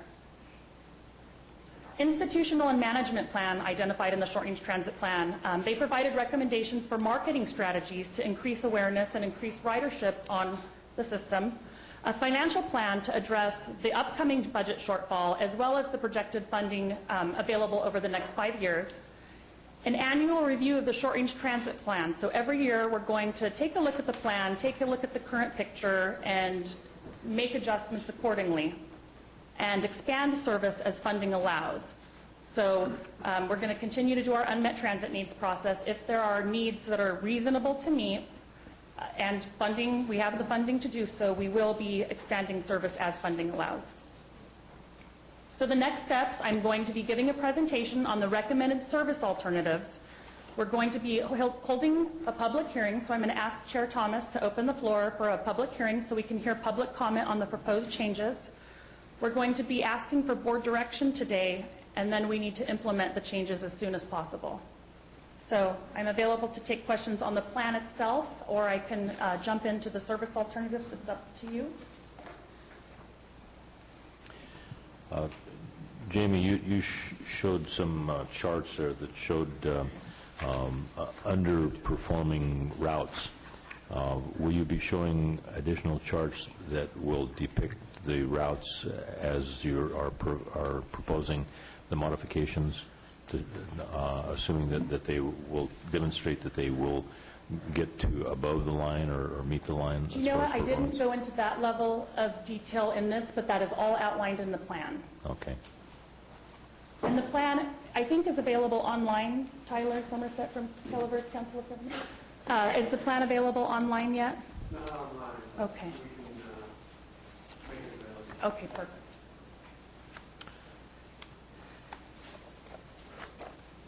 Okay, so if there are no questions, I can go ahead and move on into the service plan. I'm sure that's what many of you want to see. First off, I'd like to thank all of the public members who came today and are advocating for their needs. It is appreciated. This is tough times, and we completely understand that. So I wanted to thank everybody for coming today. I want to let you know that these service plan scenarios that I'll be presented are a combination of LSC's financial analysis, their professional analysis, input from MV operations, lots of hours with the Interagency Transit Committee, and also community input. So it's a combination of all of those elements. As is similar with probably, I can say, every other transit agency in California, we're facing some serious issues. The downturn in the economy has led to a huge reduction in funding. In addition, our failure to meet 10% fare box recovery ratio has put us in the penalty stage. And as I mentioned earlier, maybe now it's not a huge deal because we're not claiming our full funding eligibility, but as that amount grows, then we're going to start seeing reductions, and the money's going to have to come from somewhere because we'll end up falling short of our budget. The primary funding sources, as I mentioned before, and this is again for operations, not for capital, is our state transit assistance and local transportation funds, which I mentioned earlier. In addition, we receive a 5311 operating grant through the Federal Transit Administration. This is a formula-based grant, and it's apportioned according to population. So we receive the pot of money according to population. And we also receive fare revenue. Same slide that I showed last time. We're looking at almost a $431,000 deficit in our budget, if you think about existing services. So obviously we can't do that. We are required to operate with a balanced budget. The state requires that, as well as the Federal Transit Administration requires that we operate with a balanced budget. We cannot show a deficit. Our primary operating expenses are the MV transportation contract and fuel. As you can see, there has been a 41% increase over the last 3 years, and this is attributed primarily to a new contract that was established in 07-08. There was a change in scope of services. We added more annual vehicle service hours, but that, I think it went up to over $200,000. Our budget trend, you can see the green represents our expenses. They're steadily increasing, and there's our huge drop in revenue. We have taken immediate efforts to alleviate our shortfall. We have explored potential partnerships with our neighboring counties. Tuolumne County Transit has agreed to contribute $38,000 for 0910 to help fund our service in Tuolumne County. In addition, Amador Regional Transit System has offered to meet us on an on-demand basis at McCollum Hill, so we don't have to travel all the way into Jackson. And I do want to thank them very much for their partnership. There are a couple of representatives from ARTS here today, and they are awesome. So thank you very much for the partnership. And then we have had preliminary discussions with San Joaquin Regional Transit District. They are having to cut, I think, $1 million worth of service, so they're not in a boat at all to help us now, but we are talking about future long-term partnerships. And economic recovery funds, as I mentioned earlier, those are the ERA funds. Those are only for capital expenses. They are not for operating. However, we were able to capture these funds to pay for the preventative maintenance portion of our operating contract. So we were able to use them for a portion of what we normally pay as operating expenses. So the proposed service plan, obviously we need to fill up this $430,000 shortfall. So how are we going to do that? Again, the service plan elements, we need to maintain a system that is affordable, efficient, and effective. Scenario A is based on the short-range transit plan. Those are LSC's recommendations. It's based on reducing services in our existing schedule, eliminating underperforming runs while preserving the efficient runs and maintaining the core service. It does not address existing deadhead miles and service gaps that are attributable to drivers' breaks, etc. So it doesn't address the existing inefficiencies that were in our system already. And it does not address the projected third-year budget shortfall. Those ERA funds, as I mentioned, they'll cover preventative maintenance for 2 years and then we lose it. So it's one-time only funding and it's going to be gone in 2 years. Development of Scenario A was a combination of community input, input from neighboring agencies, work through the Interagency Transit Committee, and LSC transportation consultants. The alternatives outlined in the service plan, and again, these are included in the short-range transit plan document, is to eliminate 5 daily round trips between San Andreas and Valley Springs on Route 1, and to serve the food bank on request only. That makes up 8,700 of our shortfall. On Route 2, LSC is recommending to eliminate service to Railroad Flat entirely and to eliminate service to Jackson, however, connect with ARTS in McCollum Hill, again on an on-demand basis. That will contribute $61,600 to our shortfall. On Route 3, eliminate 2 daily runs to West Point, and that would save us $34,100. Route 4, eliminate 2 daily round trips to Columbia College and eliminate 1 round trip to Arnold, and that will save us $60,800. And again, the specific runs that are recommended for elimination are the least performing of the runs. Route 5, LSE is recommending to eliminate 3 daily round trips to Copperopolis, and that would save us $48,800. And Route 6, they are recommending to completely eliminate the Lodi route. And again, I know there's a lot of people here to talk about that. Again, much discussion going on with San Joaquin Regional Transit District. So, it is our goal to eventually get down there again. We understand people rely on that service. But it does cost us $125,100, and it's not contributing to our fare box recovery ratio, which is not helping the situation. It's actually making it worse. So in order to completely fill out the shortfall, we would have to implement all of those service alternatives.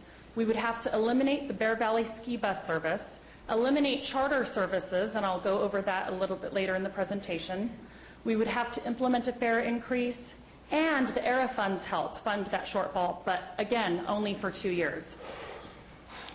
So LSE has predicted that this would increase our fare box recovery ratio to 10.6%, which is great, because if we can meet that 10%, then that penalty phase, our slate is wiped clean, and we don't go into the penalty phase again until we hadn't reached the 10% in 5 years. So we need to do this.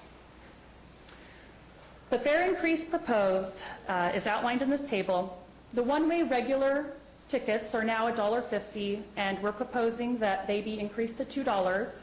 The discounted tickets, which are for the elderly and disabled, are currently 75 cents, and we're proposing they go up to $1.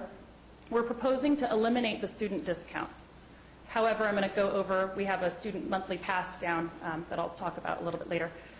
All-day pass, they're recommending that we keep that the same. The regular ticket book, increase it to $26 from $20. Keep the discounted ticket book, again for elderly and disabled, at the same cost of $10. Increase the regular monthly pass from $45 to $60. And since we've eliminated the student discount, we would offer a monthly pass that's discounted for students at $40.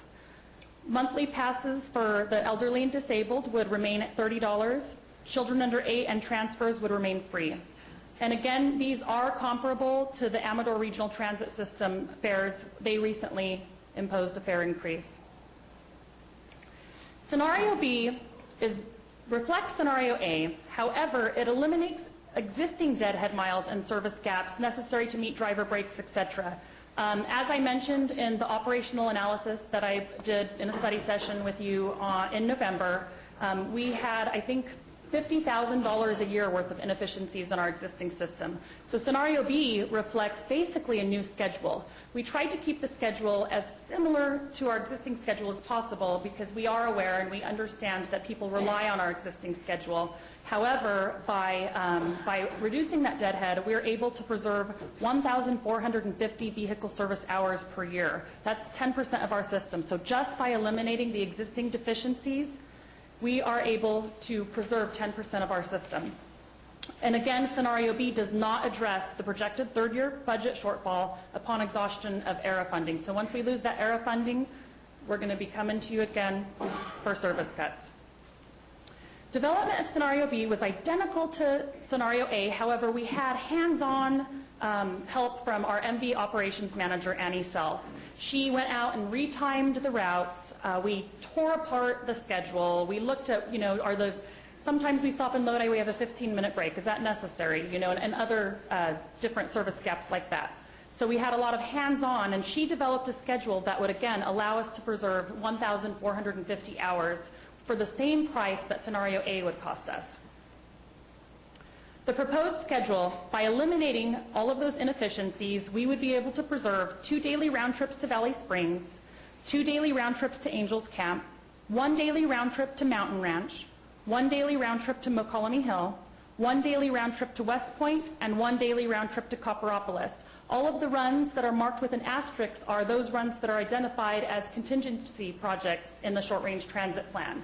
So the short-range transit plan has identified as funding comes in, these are the services we recommend you implement as funding becomes available. Scenario C, and this isn't in your staff report because this was a brainstorm actually of last week. It reflects Scenario B. However, we would not preserve the 1,450 vehicle service hours. What we would do is we would use the money that we would spend on that 1,450 and put it into a reserve account.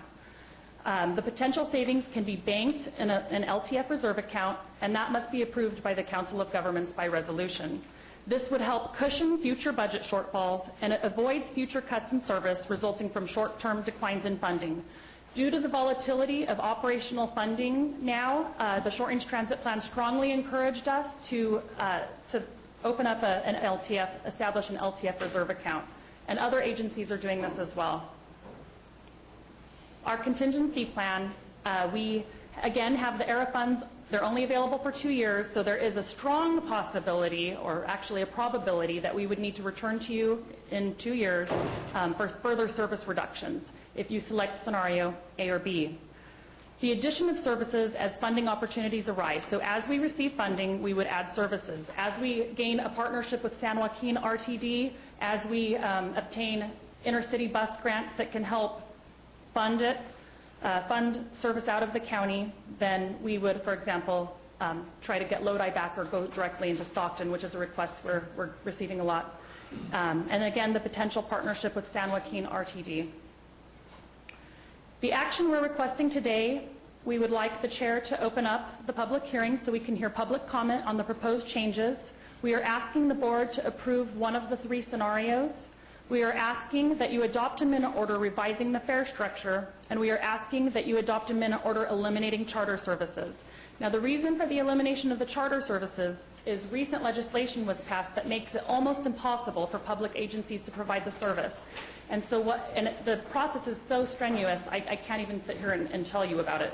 But basically, for example, the fare, I spent 2 solid weeks working on the fare, and we didn't get it. Of course not, because there was a private provider willing to provide the service. And so that was 2 weeks of work that I could have been marketing and trying to build our transit system. And instead I was, justifying this legal document to everybody. And it takes a lot of staff time, and we really could be doing more productive things with our staff time. Now, if we were able to provide the charter services, that would be great. But 99% of the time we are unable because there is a private provider willing to provide the service. We are asking for action today. I know that's difficult because you're hearing the public comments today. However, if we don't implement changes by July 1st, we're looking at a $36,000 per month deficit. If we don't implement them by August, that goes up to $72,000. So as you can see, it's imperative that we make changes as soon as possible. The next steps, the Council of Governments will be adopting the Short Range Transit Plan tomorrow night, June 3rd, and they're just adopting the concept plan, the plan. They're not adopting the service alternatives. Public Works will be returning to the board for formal adoption of the Short Range Transit Plan and approval of MV Transportation Contract Amendment reflecting changes. I do want to let you know that it is Public Works' intention and hope to implement any service changes by July 1st in an effort to eliminate the potential of operating at a deficit. And so we would be returning to you on July 8th for that contract amendment, but we do want to implement service changes on July 1st. So I'm going to leave the service plan pros and cons up. Scenario A maintains the existing schedule. Again, the passengers rely on the existing schedule. They've planned their lives around our existing schedule. But it does not eliminate unnecessary service gaps and deadhead miles, and so it does have inefficiencies that are costing us money. And it does not address the projected third-year budget shortfall. Scenario B reflects a new schedule. Again, we tried to keep it as close to the existing schedule as possible, but it eliminates service gaps and deadhead miles. It preserves the maximum amount of service hours, which is 1,450. It creates a system that can be built upon as future funding becomes available. And again, future cuts will be necessary once we've exhausted our ERA funds. Scenario C is identical to Scenario B. Again, however, we wouldn't preserve the hours. We would put it into basically a savings account. This would provide a cushion for future budget shortfalls, and it would avoid future cuts in service resulting from short-term declines in funding. Again, the funding is so volatile, we really don't want to come back here year after year and have to make cuts, and, based on whatever the state does to our operating budget. So now I'm available to take questions, and if Chair Thomas could open up the public hearing. Again, you all have written comments in front of you as well from those who were unable to attend today's meeting. Okay, before I open the public hearing portion of this, I'd like to ask the members of the board if they have any questions of Jamie. Thank you, Maria. I have one. I'm interested in whether you have a particular favorite among the scenarios yourself. Do you have a recommendation? Definitely not scenario A. Scenario B, I do, it's hard. It's hard for me to get up to the public and tell them that we're going to have to cut 1450, in vehicle service hours a month. However, I do think it's smart also for scenario C to provide some sort of a savings, because what we've never done is we've never saved, and so now all of a sudden we're having to make these drastic cuts, whereas if we had been putting just a little bit of money in each year, we wouldn't have to do this. So I would say it would be between scenario B and scenario C. I was hoping to smoke you out on that, but Yeah, I guess not scenario A. We'll hear what the public has to say and see where it goes. Any other questions from the board? Okay, if not, I'd like to open the public hearing. Anybody wishing to address the board on this issue? Marty Crane, I just have a question.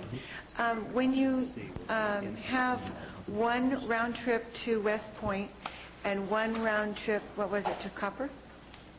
I forget. Yes, here, I can go back to that. Where does that route start? Does it start in West Point? San Andreas. Oh, because is it, I'm just going to throw this out there, is it, I'm thinking, well, if you go to West Point and you do a round trip to here and then back, how do the people get back home again? They don't. They don't. So I'm wondering if do the drivers live in all the different areas of the county? And if they do you need that bus for another route? Because if you didn't, could it just stay in West Point, come down this way, and at the end of the day go back? Is that ever a possibility? Right, typically, and Annie Self, our operations manager, is the one who handles all of the scheduling for the buses, but I do know that our buses will operate along various routes throughout the day. Well, you also said that you're upgrading buses because we have all the capital funding, is that what it's called? We are purchasing smaller buses. Right, so the buses that are like being pushed off to the side, could they not start in West Point and then go to this way and then end up back there again? Is that not a possibility? It's actually not. The Federal Transit Administration requires that we have a certain spare ratio. So we're only required, I think right now we're only able to have one spare ratio, which means we need to have no more than one bus parked there at the yard for any given time. So we won't have extra buses, and we still have the 6 routes that are going. So we can't use any of the old buses. We can only have a certain number of buses per our vehicle service hours. I definitely understand the predicament that our transit is in. I'm also wondering, the fact that some things need to be taken away from some areas does not eliminate the need. It kind of compounds it. Not something maybe that we can do anything about, but are these extra buses available to be like, well, here, West Point, have your own bus? I mean, I know it sounds... I actually contacted a nonprofit organization in District 2, and I have provided them with information on grant opportunities that are available for nonprofit organizations. Their capital grant opportunities, they would have to come up with a local match, and they would have to be responsible for maintenance, insurance, and all of that. So it would depend on their resources. But we are absolutely providing resources to those who have the opportunity to apply for the funding. And the Council of Governments is also set up to help with that. So we just don't want to see more people losing their job because they can't get there. Okay. I was just curious. Thank you. We can't have any cuts in the number of bus trips. They have to increase. we have a problem, and the problem is the schedule is pathetic as it is. What we need to do is we need to send a distress letter to the governor and to the president of the United States, telling them that the entire state of California needs its entire mass transit system revamped. When you cut the 10:30 trip from Columbia back to Arnold, people cannot take evening classes at Columbia College. When you cut out the trips to Lodi, people are trapped in Calaveras County and cannot get out. And when you need to have the whole system streamlined so that buses go straight to where they're going. One of the places they need to do is go down Highway 4 through Stockton all the way to BART.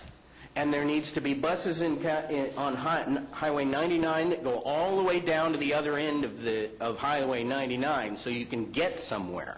I was trapped in Yuba City, and I couldn't get home because the buses stopped in Sacramento, and I was pretty much screwed and had to ask my dad, and it's lucky it wasn't nighttime because he can't drive at night.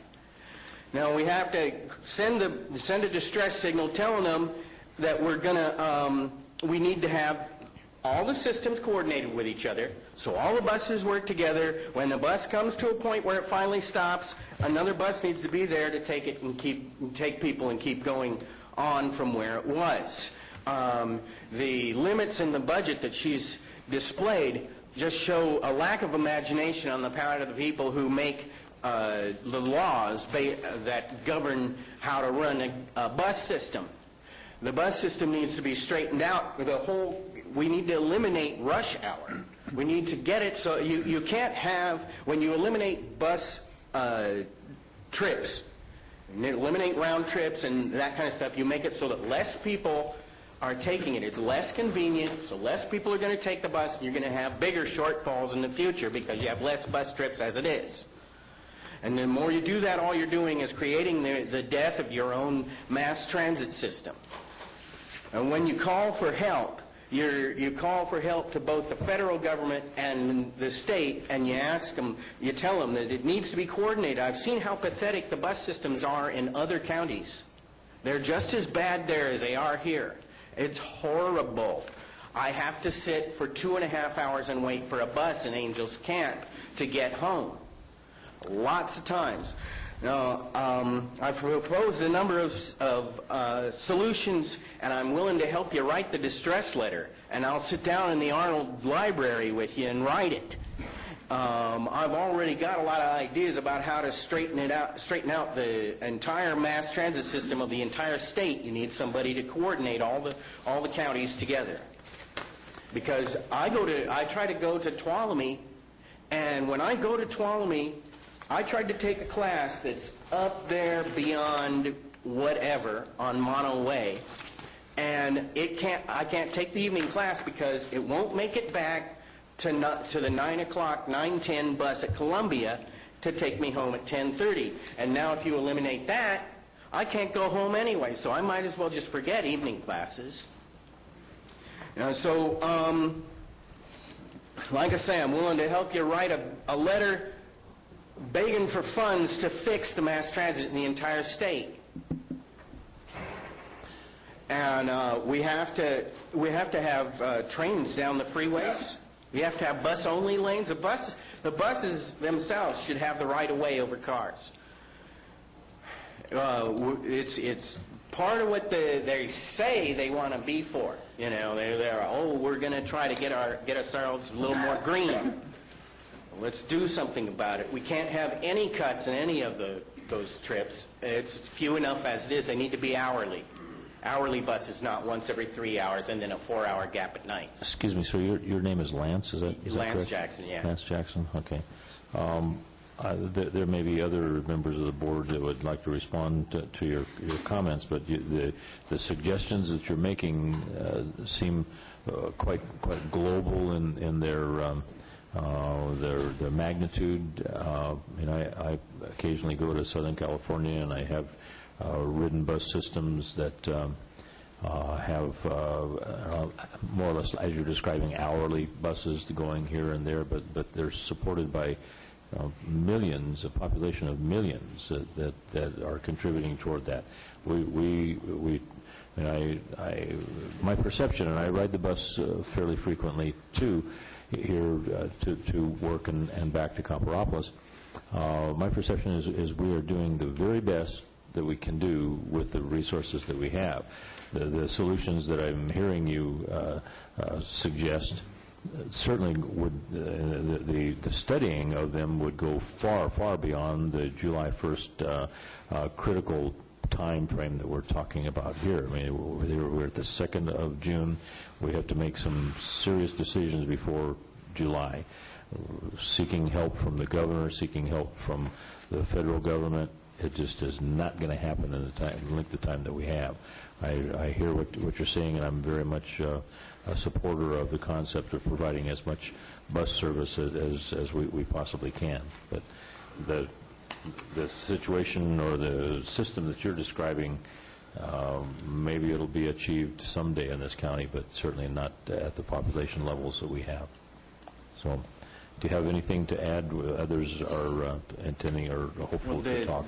The more buses that you have running, the more people will be able to take the bus. When a bus is so inconvenient, they wind up not taking it at all. Even my brother in the highly populated area of the Bay Area tried to take mass transit from his home in San Mateo to his work in San Jose, and it took him 2.5 hours to do what he can do in 35 minutes in his automobile. It's just not efficient. Now, if I have to be the Mussolini of the bus system and say that buses and trains run on time, I'm going to do what I have to. When you eliminate bus lines, you're going to make people take the bus less because it's more inconvenient. The more difficult it is, even if for people who have no alternative to the bus, the more difficult it is, the less they wind up going places. Well, I don't wish to be argumentative, but I am aware of the analysis that has taken place here. It is, as much as I would like to see the transportation system expanded, I am not an advocate of running buses up and down the road empty. So that's what this study has attempted to identify, and to pull those underperforming routes off. And are there people here who wait too long for the bus, and are there people here who need the buses to run more often so they can get home?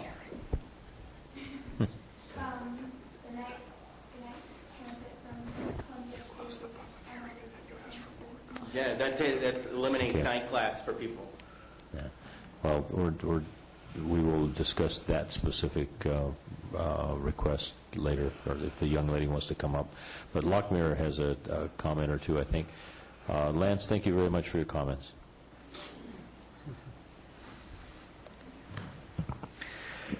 Mr. Chairman, members of the board, thank you, and good morning to you. First of all, I would like to present the little petition as a public member to the staff, and then I'd like to speak also as the County Air Pollution Control Officer, if you approve that. We, the undersigned, urge the board to maintain the bus route. It's not saying that no, don't reduce, maintain one round trip probably. They're requesting the board to maintain the bus route connecting San Andreas to Lodi. This route provides a gateway to further bus, rail, and air transportation, as well as environmentally friendly and economical transportation for commuters, students, patients seeking health care, and senior citizens.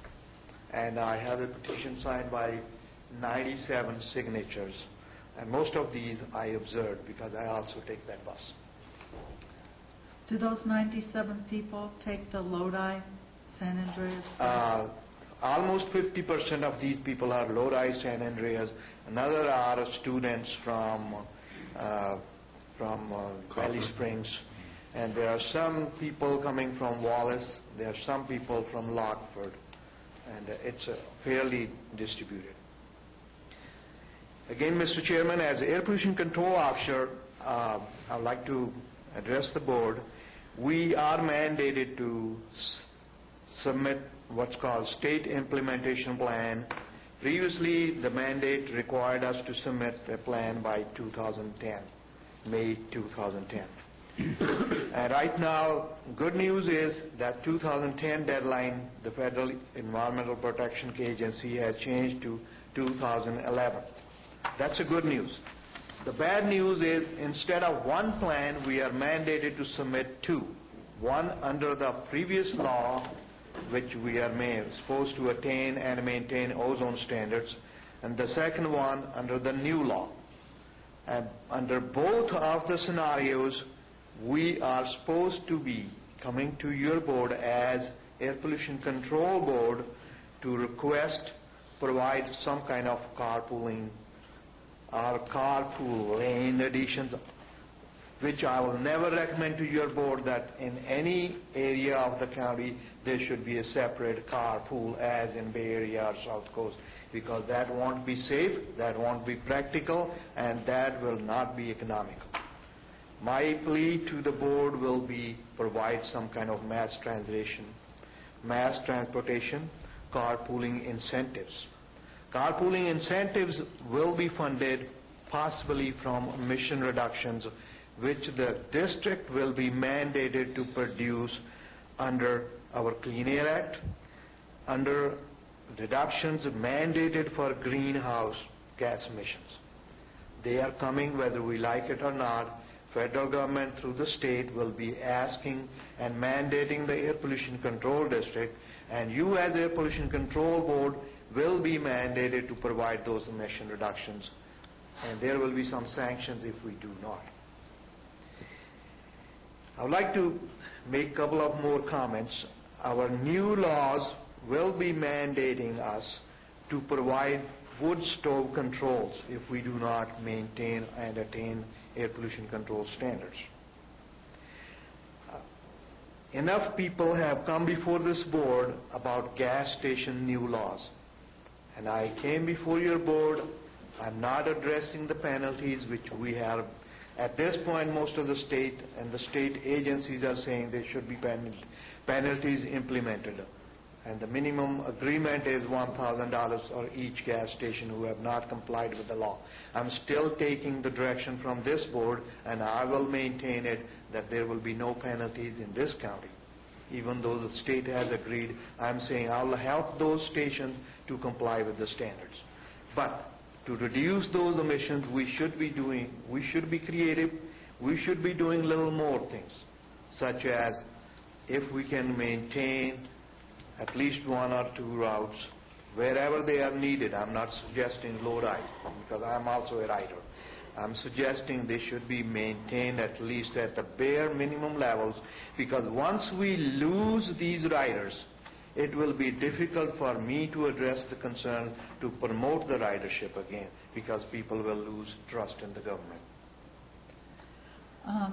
Mayor, I understand Senator Cox has some legislation in to move that out for at least a year, if not indefinitely. That legislation possibly is going to die. That legislation's going to die? Yes, because there is so much opposition from the California Air Pollution Control Officers, even though there is one Air Pollution Control Officer, which is yours, is promoting and is supporting that legislation, but there will be an end to that legislation because there is so much opposition. Well, what about the other rural counties? They're in the same position. Most of the other rural counties have either not commented or expressed their opposition, even if their board has directed the Air Pollution Control Officers to oppose that or support that legislation. They have not been that vehemently. Well, that's not on the agenda, but we can talk about that another time. Okay, thank you. Okay. We will be going towards biennial smog testing under the California Clean Air Act, under the Federal Clean Air Act. That is the smog program people hate and people don't like in our areas.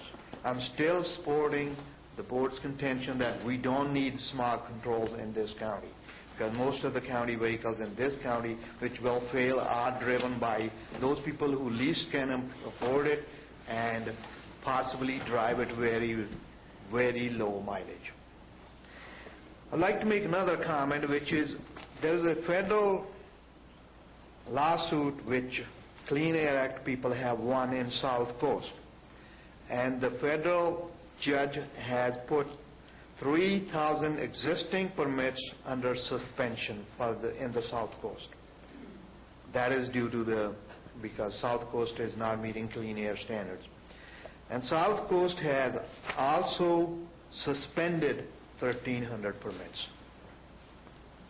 These are, Lockmere, what kind of permits? They are the air pollution permits to the industries, to the gas stations, to some of the people who have not been able to comply with the standards. Okay, so the lawsuit suspended the need to comply? The permits which have been under variances, but under extensions from their South Coast Air Quality Management District, and those permits are close to the area where the air quality standards are not exceeded. There are 3,000 existing permits under suspension, 1,300 permits on hold, a new permit, like a new gas station suggesting permit in Valley Springs, though the federal judge has put it on hold. I see. Someday we would be, maybe 2011, maybe 2012, required to find particulate matter. This is dust less than 2.5 micron size. We will be required to get offsets if we want to have new industry coming into the area. We do have industry coming into the area. That's rock crushers and the other plants, etc., which produce dust. I'd like to mention one thing only, that these emission reductions, which the industry will be required to purchase, they are up to $300,000, not per ton. These are $300,000 per pound of particulate matter emission standard.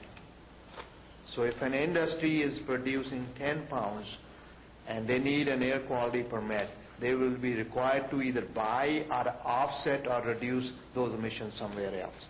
Thank you, Mr. Chairman, members of the board. I would love to answer any question. Thank you very much. Anyone else? Good morning. My name is Danielle Langston. So today we're discussing the dilemma of MV transportation, which is, I believe, is underfunding due to the result of underuse. So I'm going to talk about economy, local transportation, and solutions regarding this dilemma. Okay.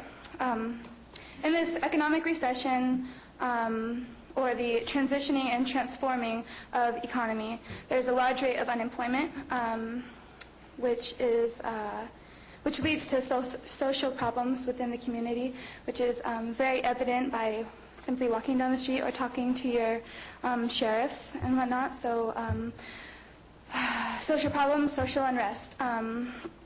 So, which brings me to my next point within this, local transportation in the state of our community economy, this cycle. No transportation, no school, no job, no money. Social unrest on all levels. So, by having an efficient public transportation, can allow one to go to school, can allow one to keep a job, and essentially having this job in the long run is basically an investment for public transportation, because it will pay off itself by this investment through the community, through having a job, through being able to give back to the community by being able to pay taxes. So the money gives back to the community and reduces. So public transportation, job, money gives back to the community, reduces social unrest. Okay, so public transportation is the key ingredient to breaking the cycle of social unrest. Okay, so solutions. Because the transit is underfunded, leading to underuse, the transit is underfunded, leading to underuse. I think the biggest thing to focus on is the awareness of the importance of public transportation. within a macro level to a micro level. Reduce, like on a global level, reducing emissions. Well, that's from county to global, but reducing emissions nationally, meeting the president's new criteria for our economy and for green infrastructure. Locally, breaking cycles that I've described previously. There's countless long-term benefits for instilling reliable, efficient public transportation, including increasing employment opportunities on so many layers, not just getting the job by being able to go to school and get wherever you need to go. If I did not have the public transportation, I would not have graduated high school. I would not be going to college. I would not be doing anything that I'm doing. I ride the transit almost every day of the week. So from here to Sonora and wherever I need to go. So increasing employment opportunities, abolishing social unrest, and greening and building a better community holistically. This is really important. So we've talked about, or so I've talked about, our economic situation, transportation issues for the community, and how are we going to fix the underuse and underfunding of public transportation. So I really believe that the transit is a key ingredient in bettering our community as a whole and saving our county from further regression. So thank you for your time, and if we could just make conscious decisions on a holistic level, that would give endless benefits. So thank you. Danielle, before you go away, any questions of Danielle? I'm just curious, are you currently enrolled at Columbia Junior College? Or? I kind of go to a couple of different programs. I have a yoga teacher training that's in Sonora, so I'll transfer from Columbia if I don't carpool with my housemate over to our program, which is at our teacher's house in Sonora. So I would transfer from. I live right on the way to Sonora on Red Hill Road, so it's really great. I just get picked up right off the highway and get transferred to Columbia, and then I go from there. But my hours that feed into my yoga training is in Murphy's, so my classes that I take that feed into my training, I go to every week, in Murphy's. And then when I need to go to Columbia, I'm very involved with student committees at Columbia, so I will be going back to Columbia because last year I did different schooling, so different programs. But definitely what I'm going to need for next year is the night classes. So I think that's really important because I just think that's really important. Nobody likes to be stranded anywhere. So thank you. Thank you, Danielle. Okay.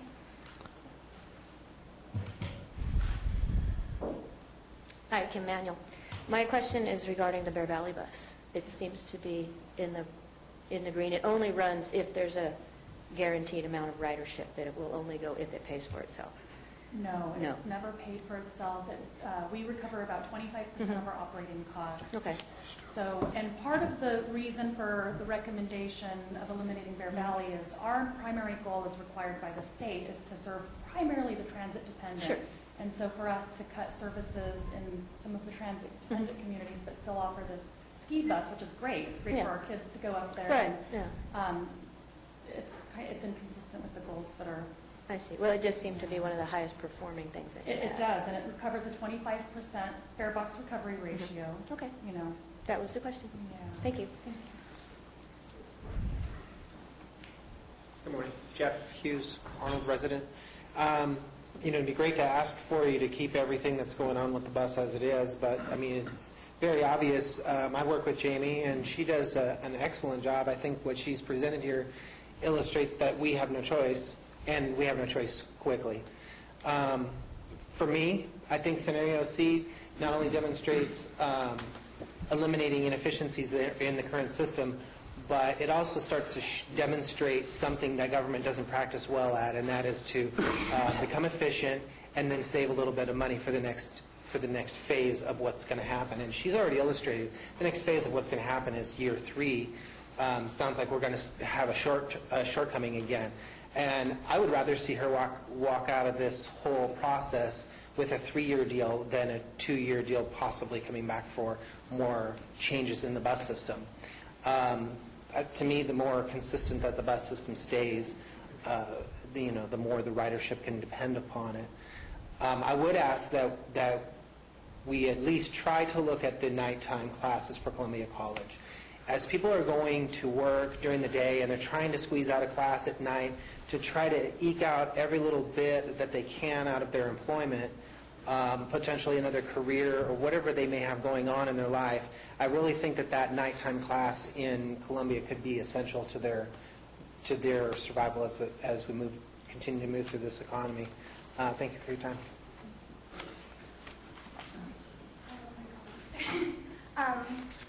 I was wondering about the replacement buses, if you've considered any kind of bus that's more gentle, that's clean air, green, anything like that? Right now, there's very limited, and actually that's part of the short-range transit plan too.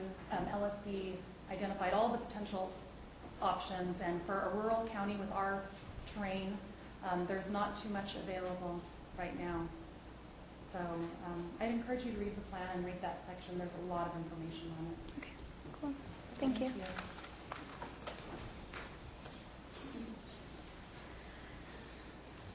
Little comment, just about the Lodi run. I know it's the least cost-effective run going, but my situation is because Calaveras is so limited, I have a client who can't receive mental health services in Calaveras County, so we have to go out of county, and now the only place my client can go is to a daycare facility in Lodi.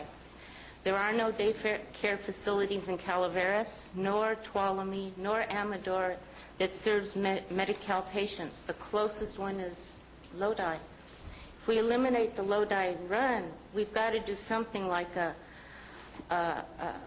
Lockford link or a Clements connection, some way to get people that need services that aren't available in Calaveras County into the valley where the services are available.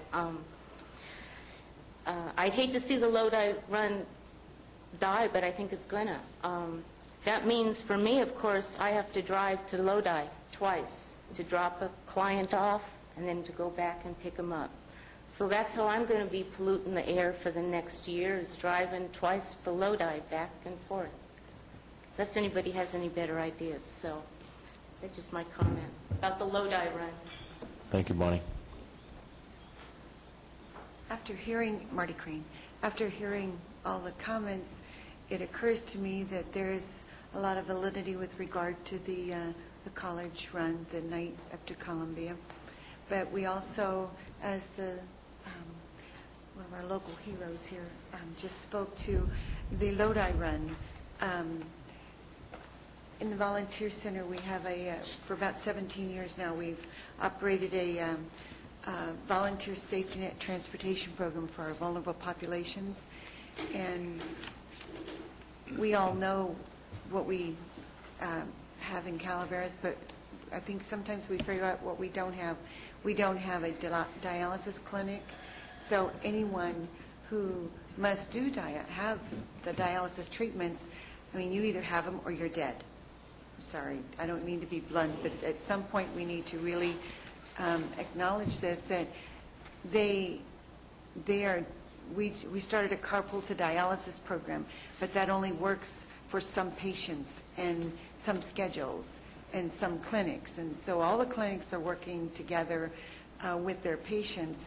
But I agree with the lady that was just here that getting to Lodi is like the gateway to the rest of the world, because you can get to the trains and their bus system, and you can get to all the facilities that we don't have, and at the moment we can't afford to have.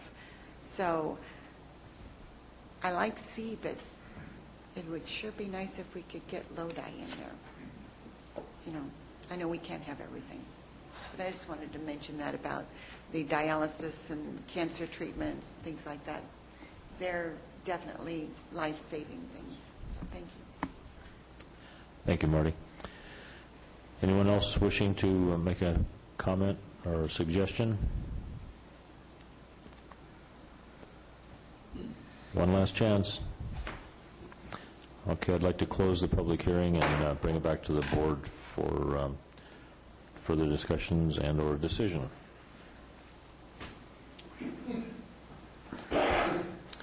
Well, I'll give my 2 cents worth then if nobody else wants to jump in. But I guess at this point I'm willing to go with staff's recommendation. And staff's recommendation is basically scenario B, at least it was in the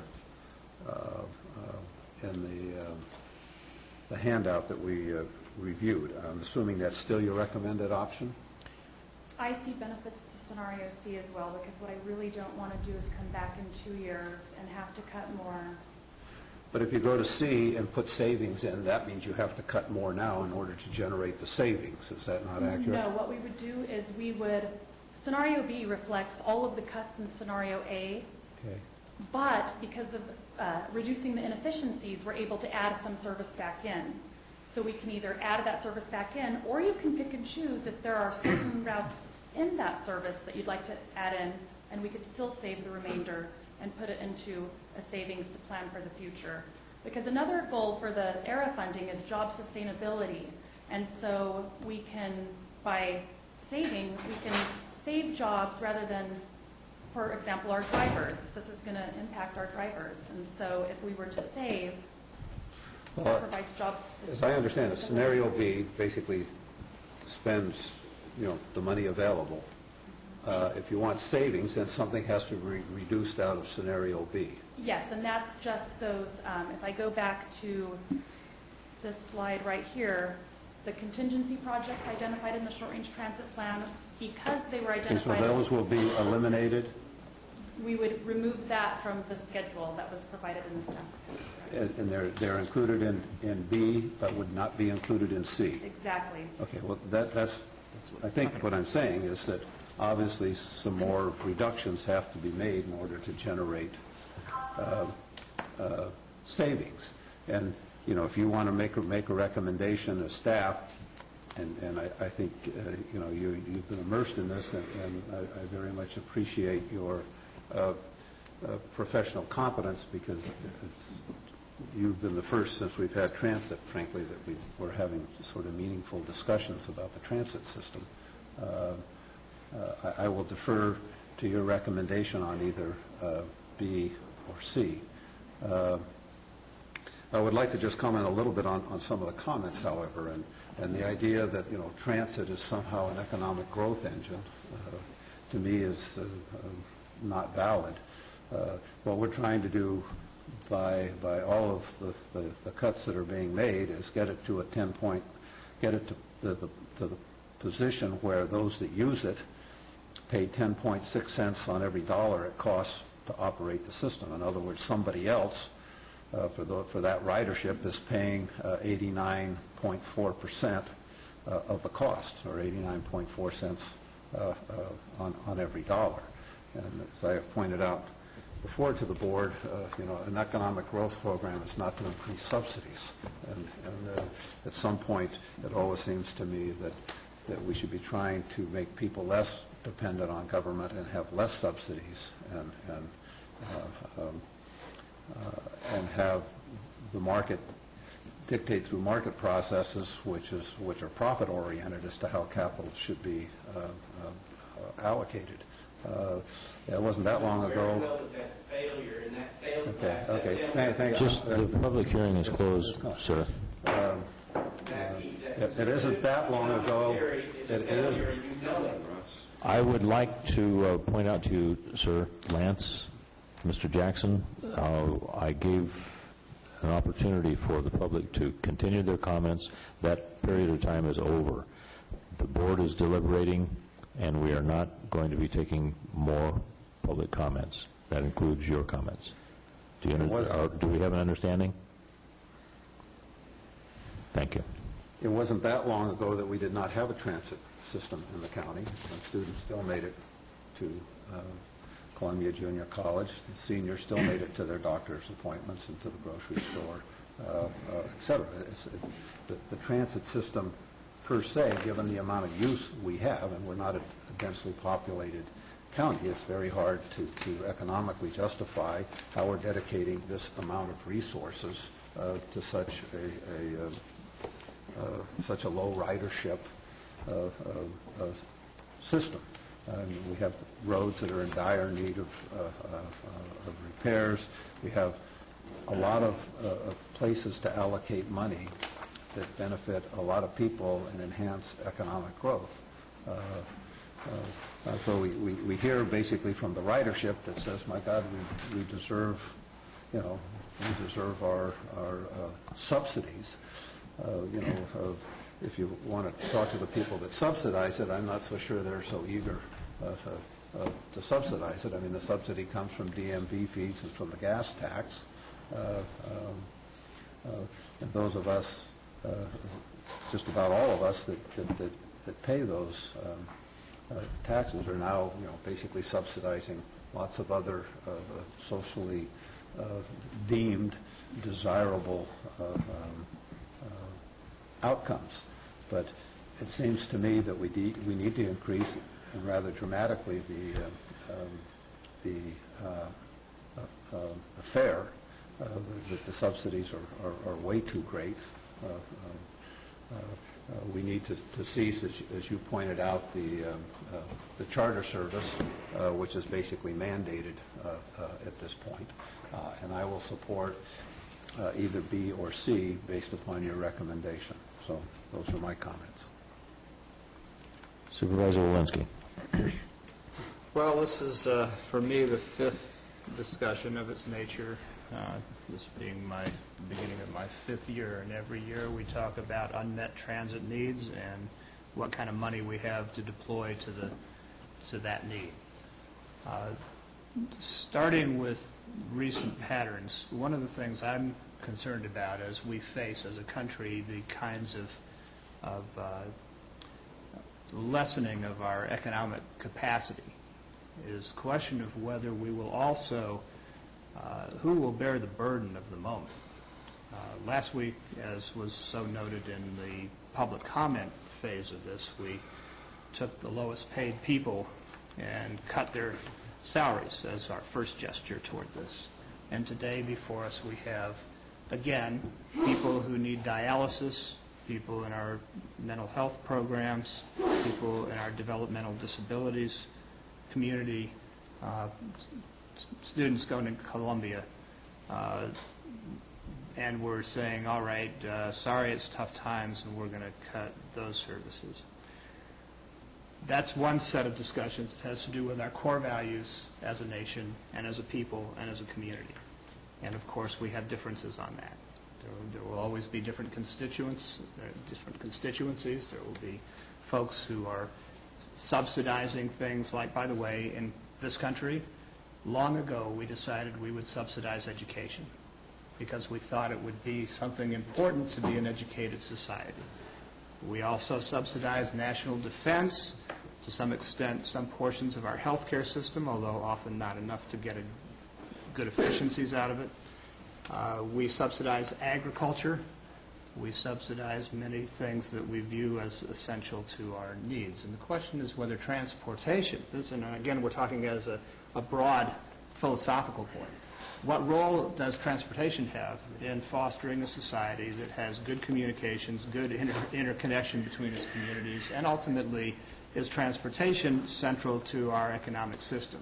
In the past, previous governments in other generations invested heavily in the train systems, in a variety of mass transit systems that were in our cities. Even Oakland had mass transit by light rail. That was liquidated, and again, in favor of the auto. And we subsidized tremendous highway systems to facilitate auto transportation. And those were things that drove economic progress in their age. Now we're in a different age.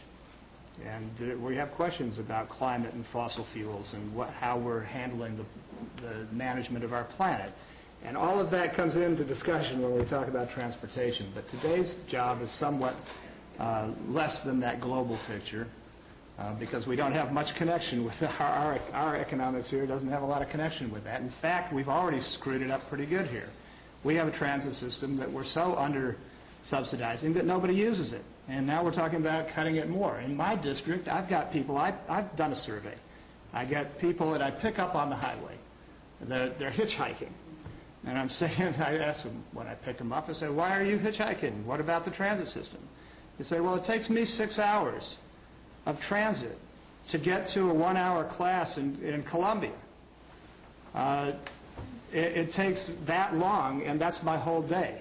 So I'm sitting here instead of waiting for 3 hours. So it's already, we're then cutting that. Right, so let's be honest with one another. In District 2, in Mountain Ranch, in Railroad Flat, in West Point, in McCallamy Hill, although thank you, Amador, for stepping in on that, we really wait much longer than is worth it. That's the truth of our current system, and we're cutting that. So in some ways, and I hate to say it, we're arguing sort of after the death as to the cause of it. And so rearranging these particular deck chairs are not my idea of an uplifting moment, and the decision that we're making is so far out of the picture of meeting the unmet transit need that this conversation is almost like it's as important to us in transit and meeting these needs as a dew claw is to a dog's life function. We're just out of it. Now, relating to this, would I like to see these routes preserved? Look at it. West Point, McCallamy Hill, Mountain Ranch, 3 out of them are in District 2, and I'm supposed to be representing both county-wide and district needs. The last time we cut, it was almost all in District 2. And when I agreed to the previous cuts, very reluctantly, I thought it would lead to a higher use on those remaining, or at least that's what we were advised at the time, that we'd cut out the inefficient and then these other ones would create higher levels of efficiency. But come to find out that now that's not the case, that when you cut, there's a law of diminishing returns at some point. If we move below a certain level of service, every cut for efficiency actually decreases the overall results. So that pattern is not one I would support.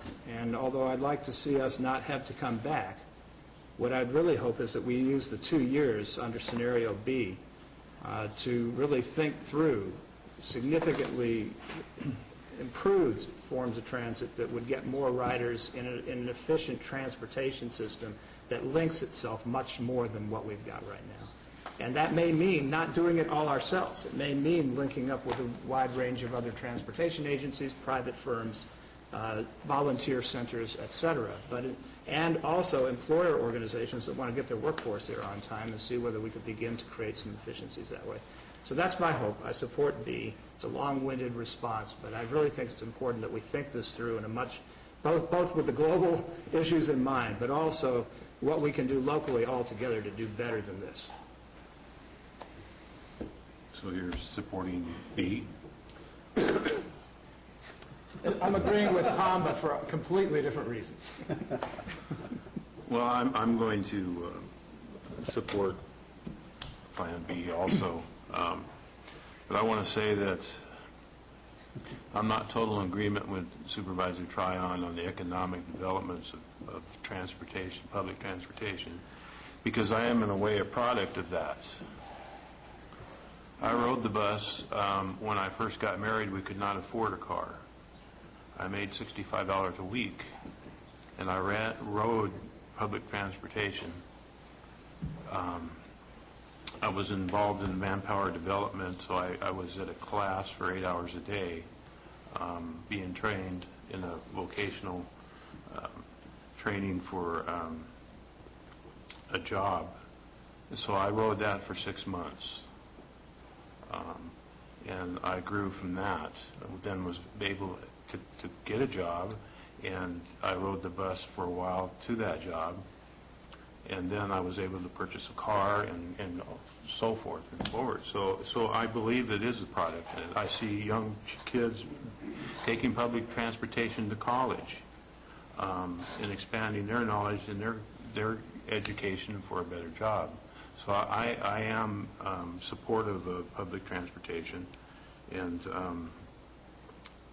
every time we buy gas, it is in support of public transportation, and that is part of subsidizing. Like Supervisor Walensky said, we subsidize all kinds of things in this country that we live in, from agriculture, like when Mr.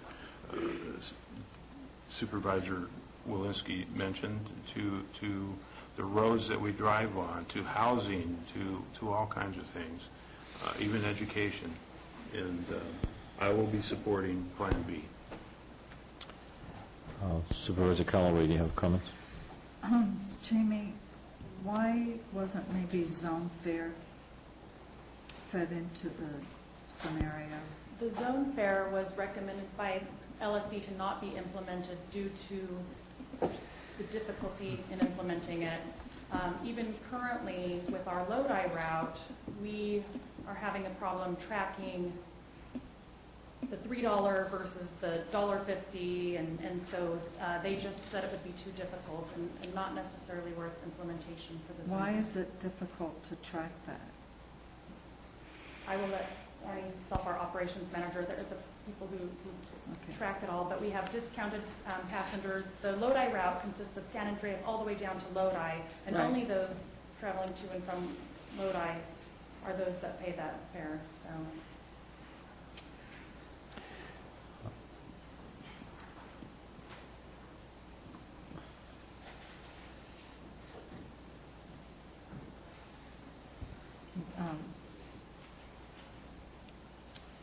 I think we need to understand that it is not under-users that are causing this $430,000 dip in the transit.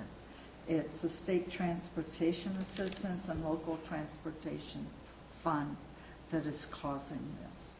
So even if we increase the fares, even if we triple the ridership, it is not going to change the fact that we are going to have reduced funding in public transportation. Also, for gas tax, as all of you know, the governor and legislature are looking to borrow, however you want to interpret borrow, our gas tax money. So these are some very difficult situations in front of us. And it would be nice if my colleagues want to say, well, let's put it on the honey-do list and let the general fund do some subsidizing of this. Then maybe we could save a Lodi route and we could save a Columbia Junior College route, or the on IHSS. I mean, these are the decisions that are going to be coming before us when we go into budget time, and we haven't a clue as to how much more money is going to be taken from the county and from other programs. I don't want to be sitting here in another 2 years, or maybe in another year, because there's going to be an even larger reduction on LTF funding, and saying, okay, let's cut some more. I can't remember who stated it, but people need to know, maybe it was Mr. Hughes, people need to know there's a consistency here, that at least for the next 2 or 3 years, these are going to be our routes. And if there's a way that we do get additional funding, then we can add back in. But we're just postponing something that we're going to have to deal with, and I think we're going to have to deal with it in a year. I don't think we're going to have the luxury of 2 years. I don't want to cut the Lodi route, and I for sure have gotten calls on Columbia, and I don't want to cut that Columbia route. So I guess I would say, in the ARRA, the stimulus one. You know, we don't know what we're going to get, if we're going to get anything. So we keep sort of betting on the come, and the come isn't coming. And when you don't even need to understand the complexities of the state budget, which I don't pretend to understand. But why can't San Joaquin help us out? Because San Joaquin's in the hole. I mean, Amador and Tuolumne have helped. Well, you know, maybe Tuolumne will help us a little more with Columbia College, and we can keep the night route for Columbia. Some of the things that Steve said. We can't run away from this, and we can't pretend like there's going to be a saving grace of money coming down the pike, because it isn't coming, and we haven't even felt it. So I feel like the residents of this county need some consistency. They need to know what's going to happen, at least in the next couple of years. We can add to, but saying that this is what we're going to cut, and then we'll maybe in another year or 2 years we're going to cut more, that's not fair to them. It's not fair to staff. It's not fair to the employees of the transit system. So I'm going to support C. Okay, Jamie, I'd like to ask you a couple of questions. One of the slides that you had up earlier said that the phrase was that it preserves a route to, or a route to Copperopolis. I don't want to focus too much on Copperopolis, but the way I'm looking at this, the slide on your table 2, that under the existing scheduling you have 5 routes. Scenario A would reduce that to only 2 routes per day. So this preservation that you're talking about under scenario B is making it 3 routes per day. Right, Is that, would add one. Add one. Okay. But then you went to this you just stated in words what scenario C means, but isn't that, if we take away that one preserved route, I'm only focusing on Copperopolis, don't we immediately go back to the routing or the scenario A? C is just A with a different description. Well, see, A doesn't reflect all of the inefficiency improvements. And so what Annie did, literally, she just saved us $50,000 by tightening up the schedule, resulting in this many more runs. Now, scenario C came about because of the fact that funding is so volatile, and we're not expecting it to steady out anytime soon. And so rather than adding these back in and having to just take it away again in a couple of years when ERA runs out, put that into a reserve.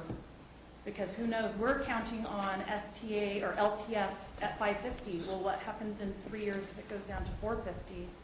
You know, so that's where scenario C came about.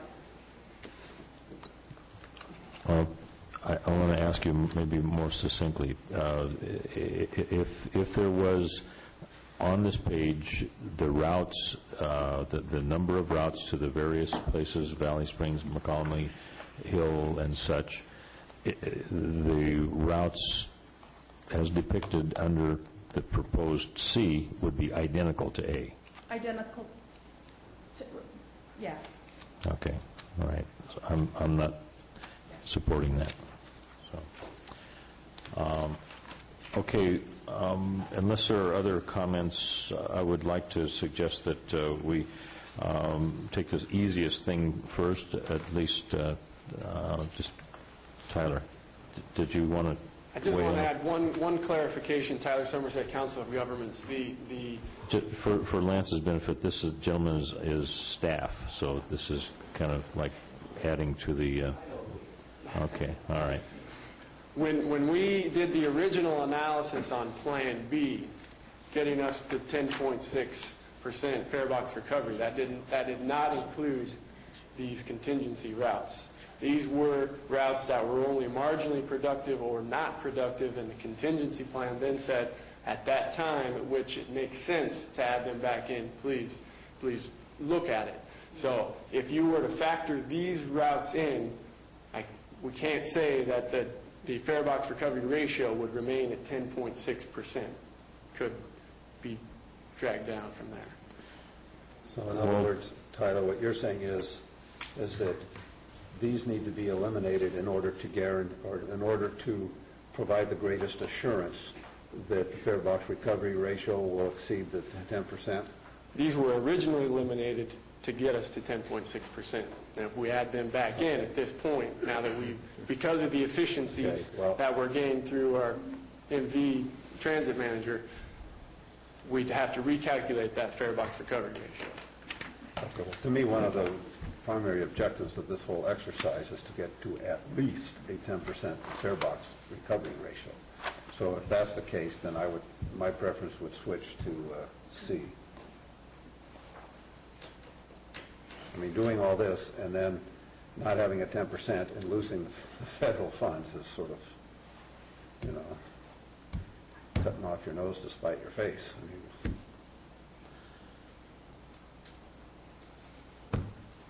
All right, let's get some of these things off the table here. Well, if you're ready, you ready for a motion? Well, we have various things that we have to accomplish here. The elimination of the charters. Yeah, well, I'll make a motion. I'd move then that we adopt a minute order revising the fare structure as recommended by staff. I'd move we adopt a minute order eliminating the provisions for charter services, and I'd move that the board give direction that alternative C would be the preference alternative.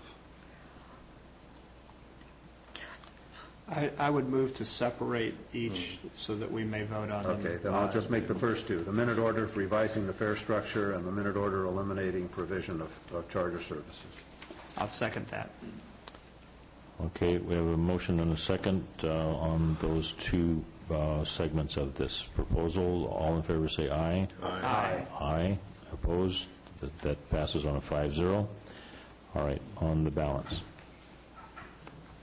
And Mr. Chair, I'd move that the preference scenario direction to staff be that for item C, which would then hopefully give the greatest possibility of obtaining a minimum 10% fare box recovery ratio.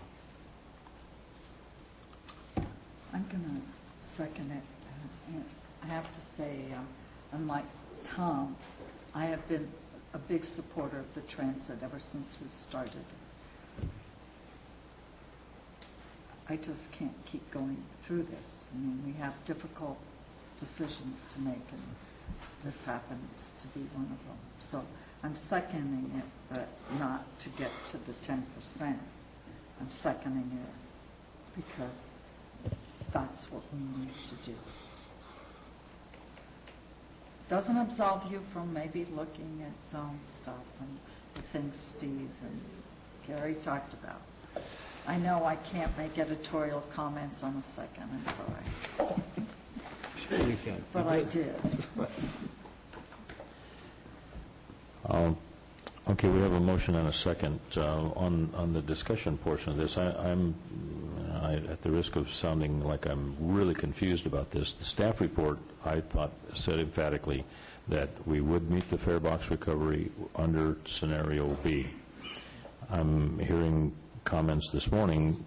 Tell me if I'm hearing them incorrectly, but you're withdrawing that statement? I mean, I heard Tyler say that the fare box recovery would not be met under scenario B. No, they didn't run a study to see it.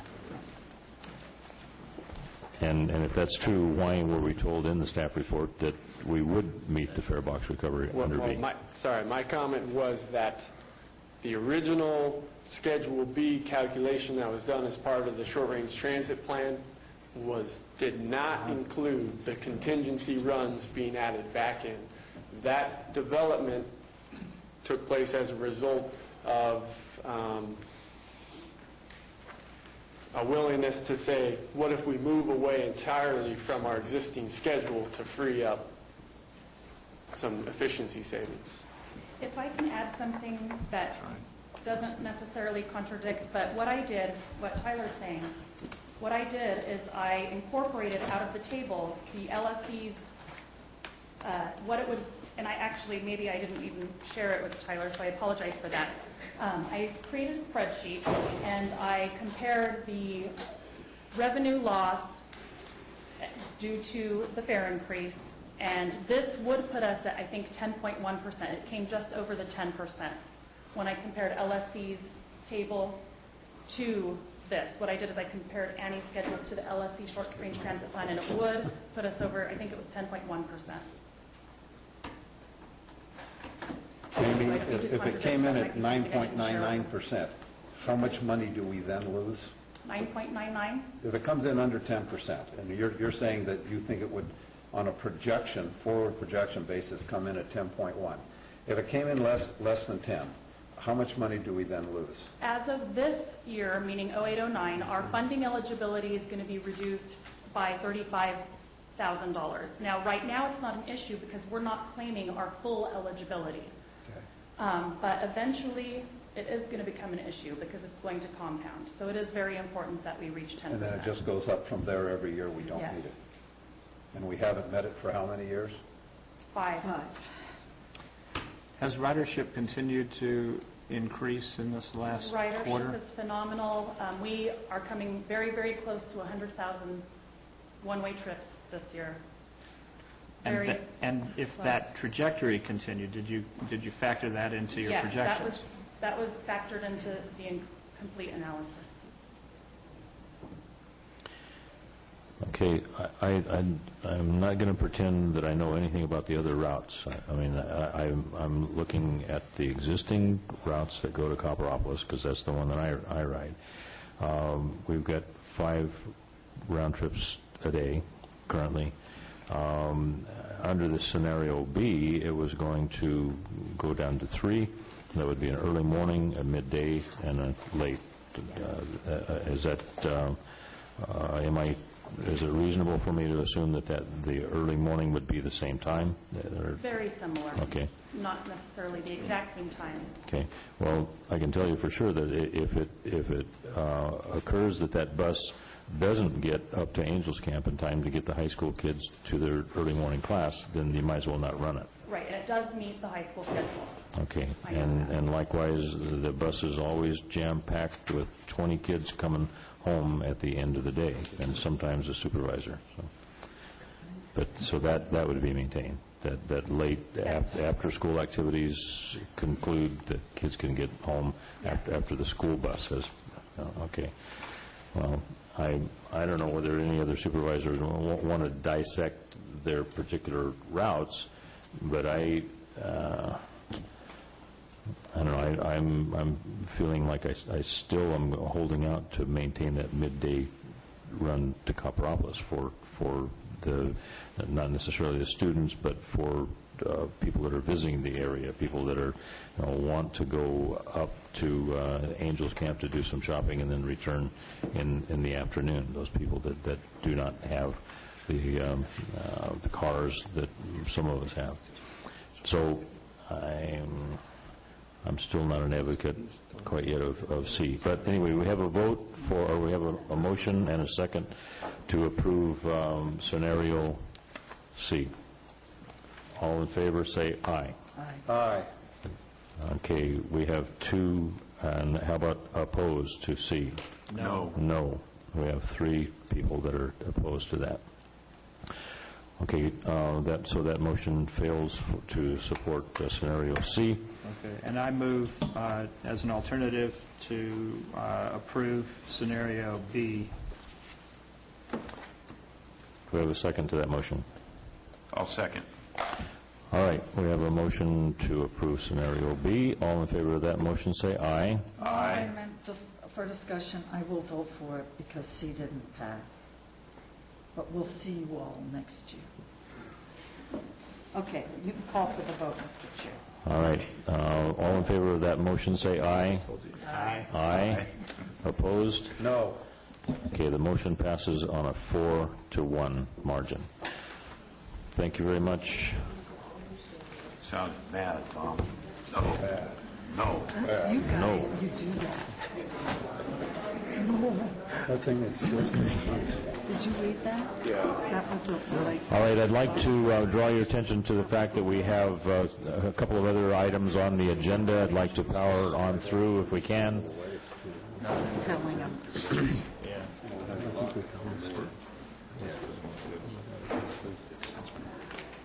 All right, item number 18. This is a discussion and possible action regarding the approval and execution of a 5-year and 0-month lease agreement between the County and Murphy's Creek Theater that's called MCTC, a group for the Black Bart Playhouse in Murphy's, and this is brought to us by the administration. This is a continued action from last week. So, good afternoon, Mr. Collins. Hi, Dixon Collins. I'd like to have Graham Green come up to the podium. Graham is the president of Murphy's Creek Theater, and I asked him to be here to kind of address some of the programs that we have coming up, and just to say that we currently have, I think, 4 groups that are going to be putting on plays that are already scheduled. One right now that they just started last night, which is the Children's Repertory Theater for their play Guys and Dolls, coming up very shortly. So if Graham could address some of the programs that we have. Thank you, Dixon. My name is Graham Green. I'm the artistic director of Murphy's Creek Theater, as well as the president of the board currently.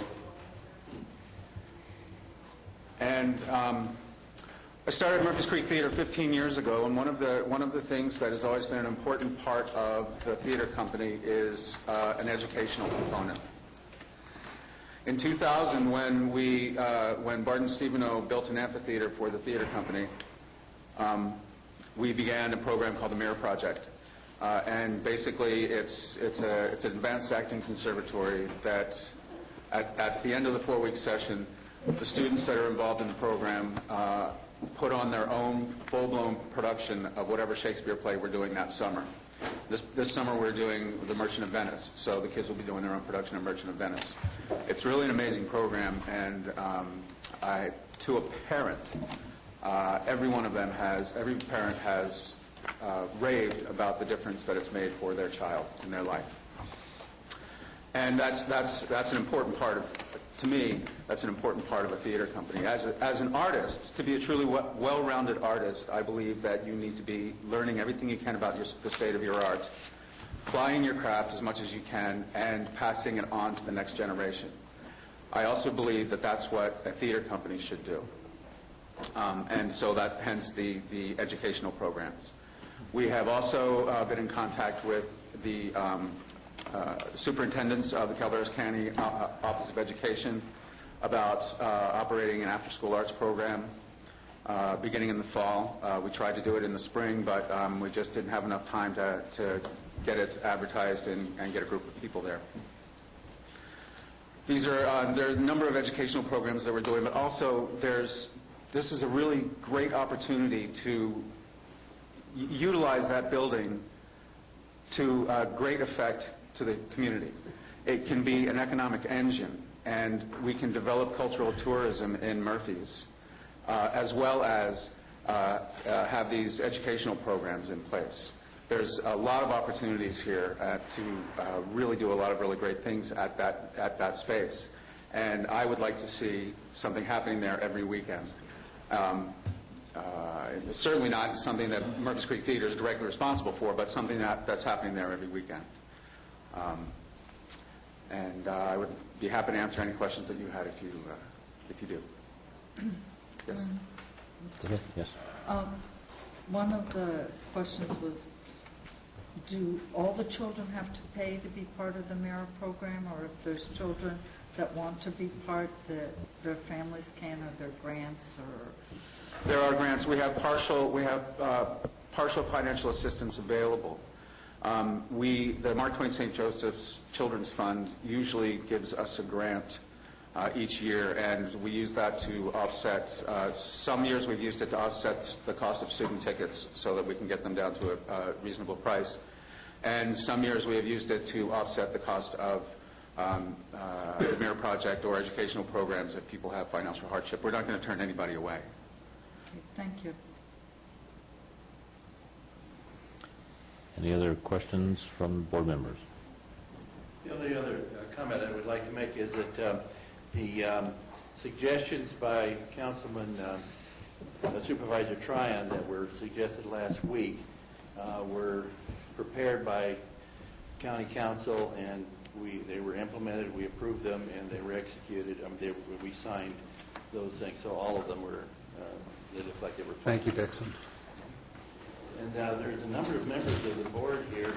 If you'd like to stand up, just to say to support, and if any would like to have any comments that they would like to say, we would appreciate it.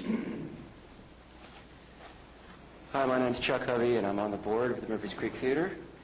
And I have a unique perspective on Murphys Creek Theater because I worked for Bard Stevenow for 24 years. I started there in 1983. And I remember very well back in 1994, late 94, or probably 95, Mark Wilson gave me a call, and they were looking for a venue to start a theater company. And I told him that I would talk to Barden Stevenow to see if we could do it at Barden's winery. And at the time, Barden was still living at the house there, and we literally put on the first, I didn't, but the Murphys Creek Theater put on their first production of Midsummer Night's Dream right in Barden's front yard in front of the Alaska House on the grass there. So it started out very humbly, and it was a magical experience. I mean, the theater group did an incredible job, and it's been very rewarding. I just left Stevenow 2 years ago, so I've been involved with Graham and the production company for many, many years, and I've been very admired the work they have done and the quality of the productions that they've been doing, and the worth in the community has been incredible. There's a warm spot and thousands of people from Murphys Creek Theater for the productions that they've put on. And so I'm very proud to be on this board now, and one of the reasons I'm so proud is that it's a strong board, and there's very benevolent people on this board. This is not a power grab to take over this theater. We want to do this to improve the quality of the productions and involve the community more in the theater.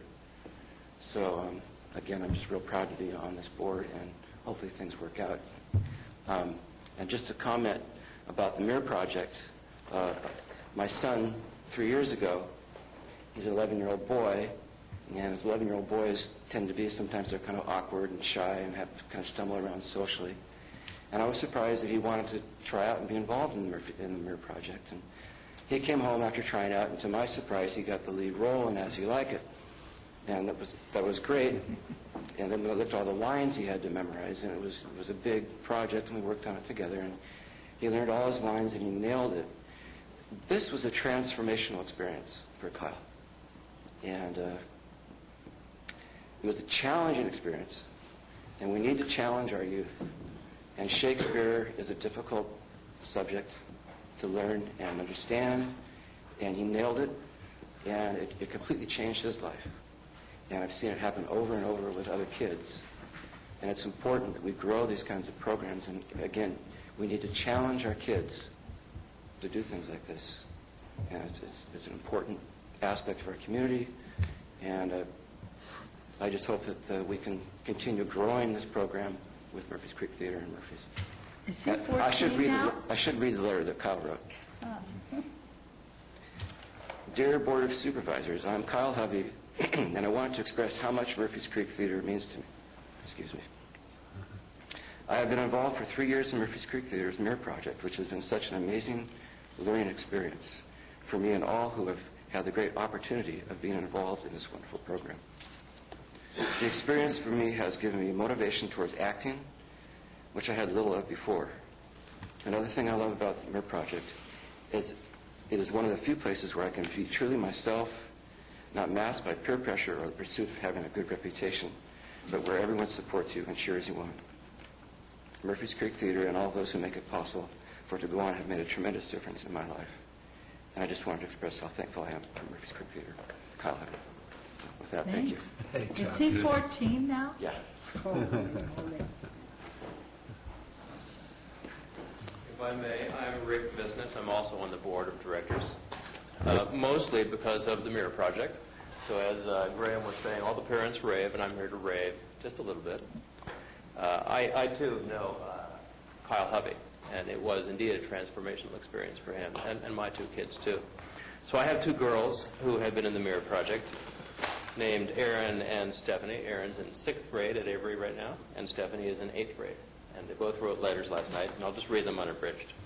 So Erin said, "The Mirror Project has taught me so much through the years. It has certainly improved my vocabulary and writing skills. Also in Mirror Project, I'm free to express myself and be me. I've really grown through this experience because of the wonderful teachers and director we have.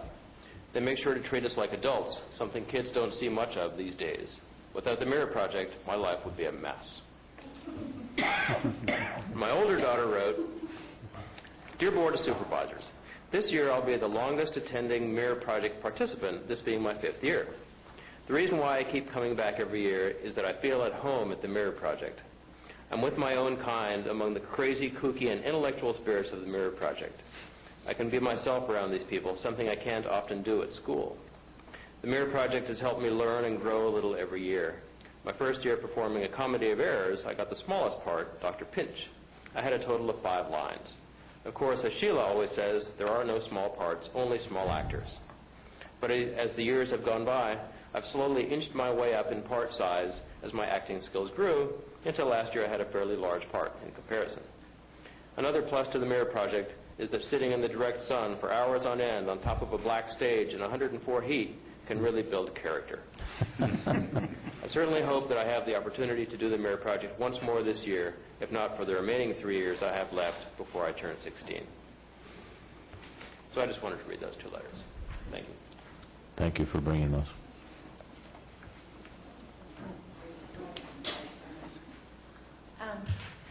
I don't have any connections with Murphy's Creek Theater except to see what happens when they get involved. You've heard about their different efforts to reach out to the community. Every year we have the Calaveras Follies, and I'd like to say thank you to the Murphy's Creek Theater for their involvement, because I think that without their involvement, I don't think we'd have our Calaveras Follies. And it raises a substantial amount of money for the youth mentoring program. And also speaking to the small parts and building character, I agree with that. There are no small parts. You take a little tiny piece and you build it and you create it. And I've done that with quite a few things, including the bag lady. She was my favorite. But anyway, we see children all the time when we did The Wizard of Oz and Aladdin Jr. and young people that come in and they are so shy they can't even hardly speak their name. And before you know it, they're entering a birthday party and saying, "Hi, my name's Austin." And it's like, whoa, where'd he come from? So I applaud the work they do, and I'm so grateful that they're stepping up to rebuild this opportunity for our community, for our county as a whole. So thank you for the work you do. Thank you, Marty. Thank you. I just want to say finally that if you choose to approve this lease today, that we'll take good care of your building and good care of the community. And there will be no how about kids. the county supervisor for the district? You can take good care of him? Of course. Beyond And Rita, we have also voted on as a board, as part of our fundraising developments, to have a separate fund from the grants that Graham was talking about, specifically for any child that cannot afford this. There's going to be nobody that will be left out. Okay. Marita has other questions.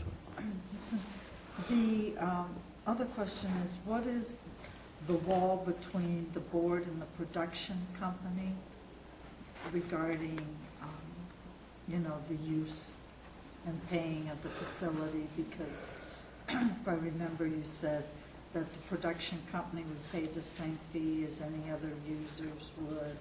Yes. So is there a safety wall between the two? Or? Well, the board of directors is a governing board, and then the production company, of which Graham is both president of he's the artistic director of the production company, and he's president of Murphy's Creek Theater, the organization. And they use paid staff, and they put on the plays, and anything that's put on by the production company pays just like any other member of the community would for the use of the building. Thank you. And that's what we've been doing, even for the plays we've already put on there. We've already charged ourselves. Okay, and Dixon, you mentioned this production of Guys and Dolls earlier. I was distracted here, but I want to make sure that this production is going to take place on June 12th, 13th, and 14th as previously scheduled. Is it? Yes, they started, I believe, rehearsals yesterday, right? That's right. And they've signed a sublease contract, which wouldn't really be quite effective until this contract goes, because we've held all the funds, we haven't deposited anything, we didn't open the account, waiting this for the board's approval of this lease. But they have their insurance in place, and they've started their production, and as far as we know, everything is fine. Okay. They have their people working with our people to do it. Okay, and I think that it goes without saying that the board has received quite a number of communications that would indicate that there's a little anxiety and stuff between a couple of, at least one organization as it relates to the Murphy's Creek Theater's master lease. And I just want to acknowledge that I have seen nothing but from your side going back to address some of those issues. It's been very forthright, extremely accommodating, and I only presume that attitude will continue to prevail. Absolutely, I can assure you that we're here to serve the community, and we're going to do everything in our power to not have anything of any disagreements of any kind. We'll work really hard. We've got great people in that organization, so I think, that we're right on the cusp of not having any further difficulties. Okay. There may be other questions, but Mr. Silvera wants to comment on this. My name is Edmund Bally, and I'm a resident of Paloma. This meeting, this contract was to be for 1 year, and now it's gone to 5 years? No. One with a 4-year potential renewal. The agenda is inaccurate. You have to look at the backup. Well, I was looking at last week's also. Yeah, they just carried the agenda forward from last week. They didn't alter it. The lease has been altered. So we are having a review in 1 year? Yes. That's correct. That's my only concern. And what was your name again, please? Edmund Bally? Spell the last name. B-A-L-L-Y. Okay. Did you used to own a casino? No. No, we didn't. Yeah, wouldn't be here. Even casinos are having bad times. Okay. All right. Are there any other comments today on this? Mr. Chair, I'd make a motion that the board grant approval and execution of a lease agreement between the county and the Murphy's Creek Theater Conservancy for the Black Bart Playhouse at Murphy's. And I would point out that the agenda item is inaccurate in the information it presents, and that one needs to refer to the lease as amended from last week by County Council, and thank you for including those changes. And that's the motion. I'll second it, but I'd like to comment as well, like Marita did, so she set the precedent. Okay. All right. We have a motion and a second under the discussion. Please go ahead. Yes, I had urged the parties that were in some dispute in the last meeting to get together and try to work out differences and mediate some resolution. And I do note that there was a that it's possible that some people thought that that was to unleash a plethora of emails, some of them less than focused on resolving. And I regret that, actually. If it was my initiative that created that evolution, I don't think that was the result was particularly pleasing. And I did read the emails with decreasing interest over the part of the week. But I do want to encourage people to continue to work in good faith. I thought there were some efforts in that regard, and I would very much urge that by the time it comes back to us in a year, that whatever issues of equitability or participation be worked through. And I do thank the people who did that for their effort, and I will second the motion as a result of those initial efforts. I see a couple of people in the back of the room, but the discussion has ceased. We have a motion in front of us. I do want to take the prerogative of the chair to say, Graham, that it's hard to believe it's been 15 years that I came here, and you were one of the first people that I met in this county, and I have admired your work, and I'm going to be expecting even greater things from you. So, anyway, I'd like to ask for the vote on this motion. All in favor say aye. Aye. Aye. Opposed? I hear no opposition. So this motion is approved on a 5-0.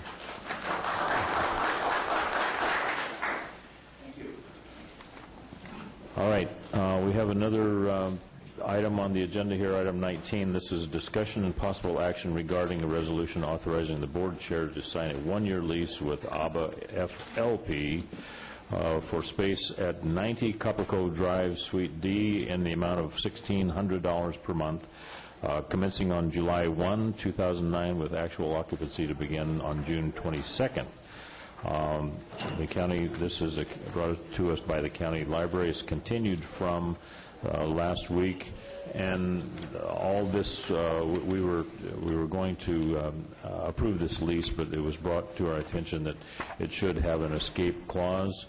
It looks like that we have a new contract with this escape clause that reads that if at any time the Calaveras County Board of Supervisors does not appropriate funds sufficient to cover this lease, it will terminate on 30 days written notice to lessor. Okay. It says here that, yes, it's fine. It said, Dr. French says that he's agreeable to the change. Second. Okay, moved and seconded for approval of this lease. All in favor say aye. Aye. Opposed? That is approved on a 5-0.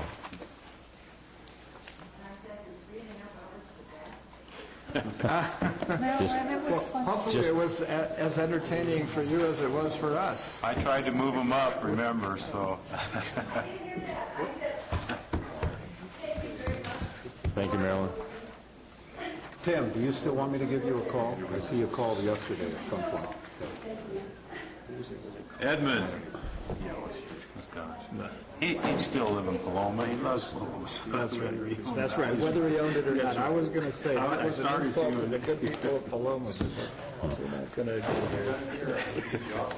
I'll try. I can't take very long. I think I need to get to Jackson, but I'll swing by. All right. Supervisor Calloway has suggested that we go ahead. She'll be back shortly talking about the correspondence and reports. She doesn't want to go first this week? No, she always goes first. Yeah. Let's do Marita. She's not here. Fine, go to Tom. I have a COG meeting. That's all I have to report, Mr. Chair. Okay. Supervisor Walensky, do you have... So does Marita. Today, actually, I have gotten into a double booking, which I would request some help in resolving. I have the Mental Health Advisory Board at 4 p.m. today over at the Annex, which is near the pizza place in San Andreas. I will not be able to attend that due to the Delta Community College Board meeting, which begins at roughly the same time, and need to be there for that as they discuss possible services and facilities in Calaveras County. On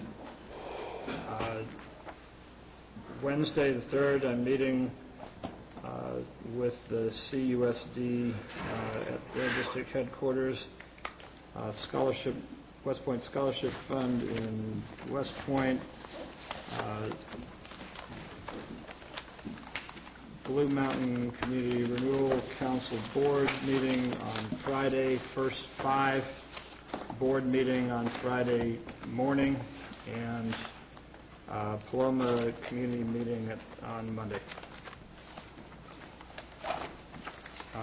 Is anybody else going to be able to attend the Maria, health board meeting? while you were out, Supervisor Walensky was talking about a schedule conflict he has today at 4 o'clock for the mental health board meeting. I cannot help him out. Do you have either, well... At 4 o'clock today?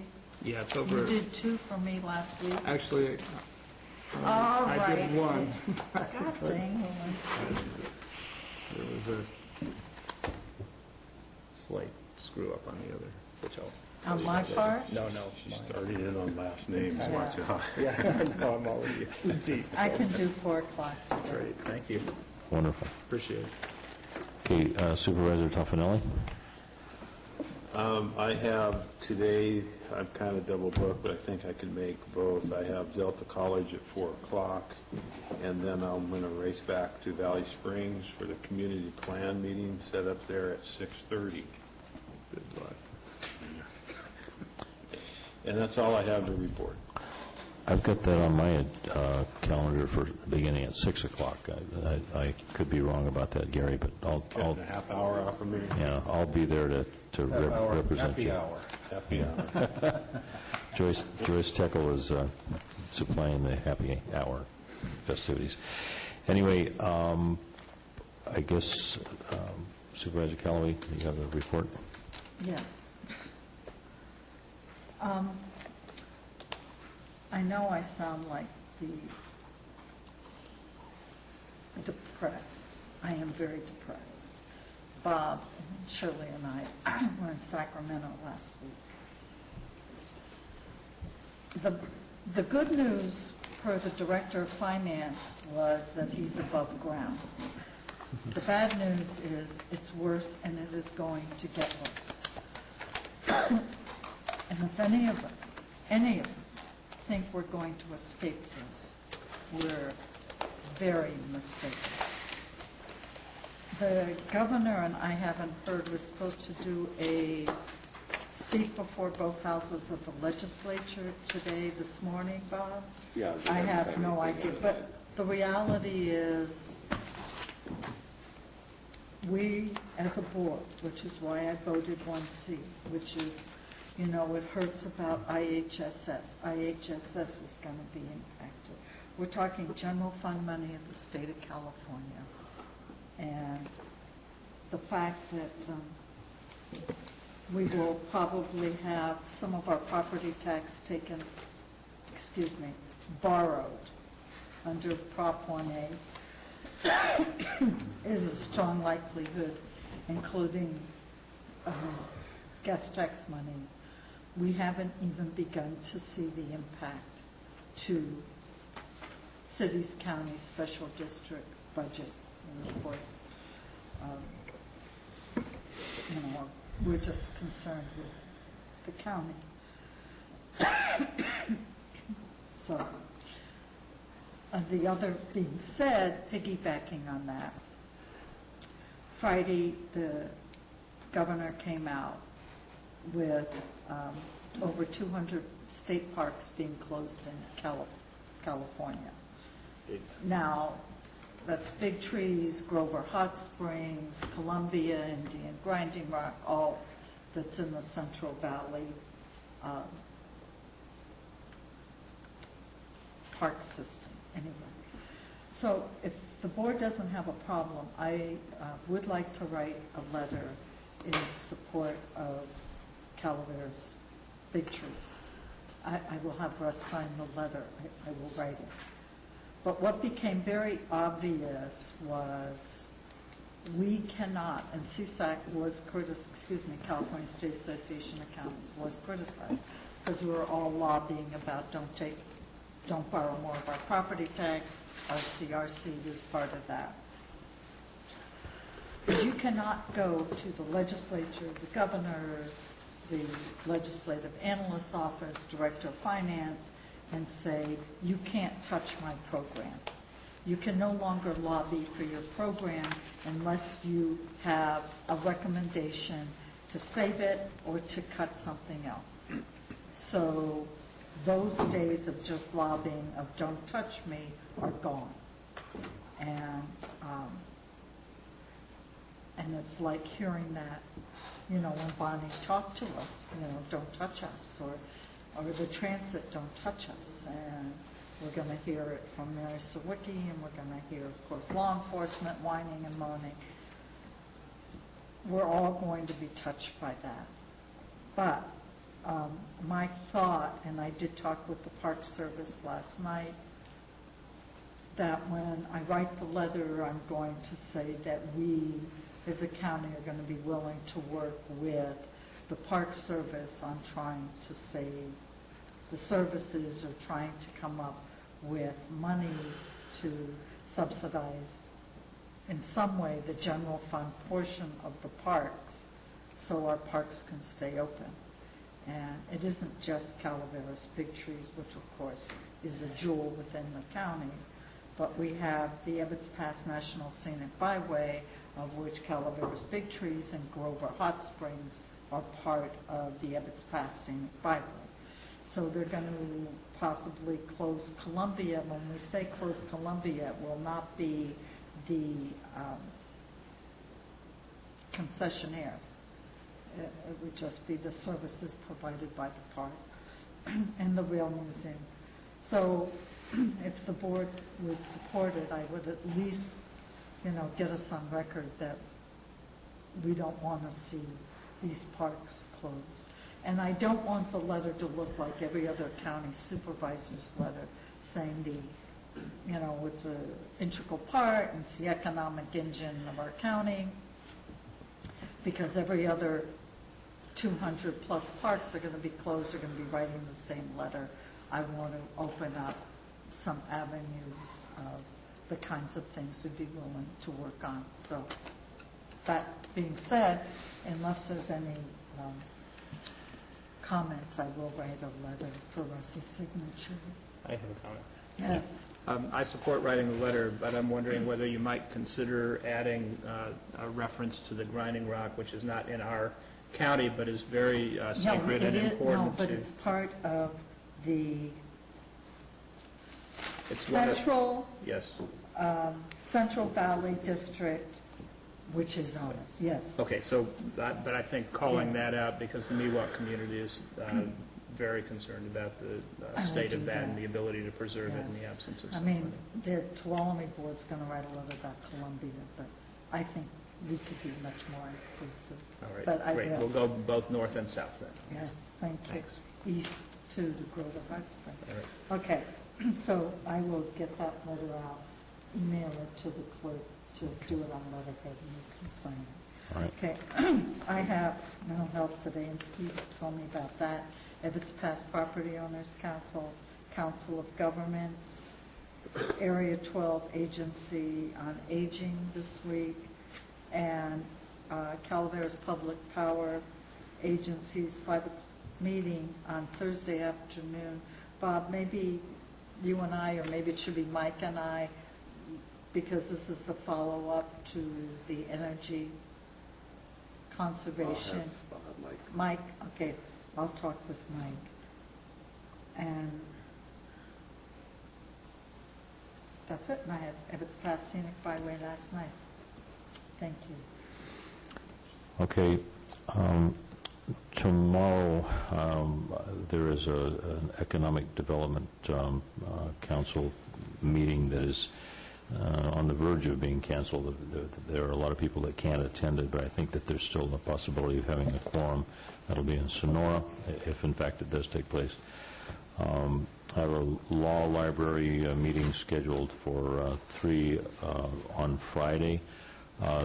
David, I'm going to be coming back from a luncheon up at Spicer Reservoir, so I may not get here until 3:30. So I can call you as soon as I get a signal. I'll give you an update on that. Supervisor Toffanelli, I don't remember what you said you had, if anything, on tomorrow. The reason I'm asking is I I have a leadership class. Oh, you do? Yes. Okay.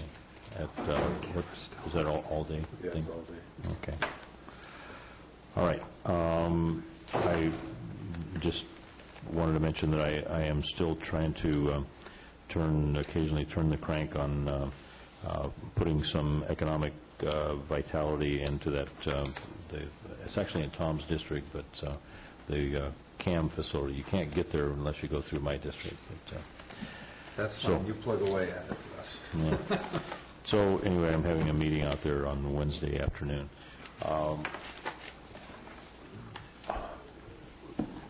Did anybody attend these road impact mitigation fee meetings around the county? Yes. I don't know whether this is the appropriate time to talk about that, but I sense that we're moving forward. We're going to have an election on that. Well, with that, I'll come back to the board. I don't see spending a lot of money on that. I did. Ghost chances. Green Acre, I think it's going to pass. I don't know if anybody else here got a phone call, but I was actually asked to participate in the survey, and the gentleman called and said, I'm calling on behalf of the Board of Supervisors to conduct the survey. And I asked him, do you have a list of the supervisors? He looked down and said, oh, maybe I should call someone else, he said. Well, the reason I'm bringing it up is that Marita's just pointed out to us that we have diminishing abilities to do things, and I just have the terrible sense of foreboding that if we're spending 25 cents on moving this thing forward, even bringing it back to the board, why don't we just kill it now? I mean, just... I think you better talk to Janice. Talk to Janice to see what very it is we wrapped have up to do. in that. Would have to then return all the wind money. So I think if you want this happen, Janice. Return all the revenue. Yes. Correct. We don't. And then we can close construction down in this county forever. Well, okay, well, if that's... forever? Well, there's no such thing as that. Well, we're doing a pretty good job of that on our own, but I think that's all that I have to report. And I forgot to mention in my report that there's that in our items from the public this morning when Mr. Baker addressed the board, it might have been hard to discern, but there was a point that is important to bring back to the board. We seem to have a conflict between the map that we adopted under ordinance number 2905 and the text of it right here on the front page. I believe that the real problem is a typo on the ordinance itself, but that would need to come back to the board, and I'm hoping that County Council might meet with Gina Cathan to resolve this and bring it back as soon as possible so we're not further subjected to the confusion that seems to have flown from it, so to speak. Would somebody be able to collect the $100 bet then? Or? I believe that would be true, and I'm willing to share it with the rest of the board or with the county as a means of revenue improvements. You can buy us all milkshakes. Okay. Yeah, chocolate, please. Oh, all right. Well, Mr. Lawton. I'll let Tom handle those negotiations. Do you have any comments? Supervisor Callaway gave away my whereabouts end of last week. I was also in Sacramento for the CSAC conference and did have the opportunity to visit with some of my colleagues from around the state, just as supervisors do. I think what's surprising is the sense that there are so many boards of supervisors other than this one that have yet to come to grips with the severity of the situation. That may be because other counties have had larger cash cushions and have been able to defer some difficult decisions, but we do not and we are not. We will have to face those decisions this year. And I think the thing that people may have lost sight of is when you start out with a state budget deficit of, back in the good old days when it was $14 billion, and there would be discussion of, well, there's 7 things, and some of them are going to happen. Well, if we do this, then we won't do that and that, or if we we take action C, that means we'll avoid having to do A. We've reached the point now at in excess of $21 billion and rising, where all of these unpleasant options, it's no longer which of them will we not have to do.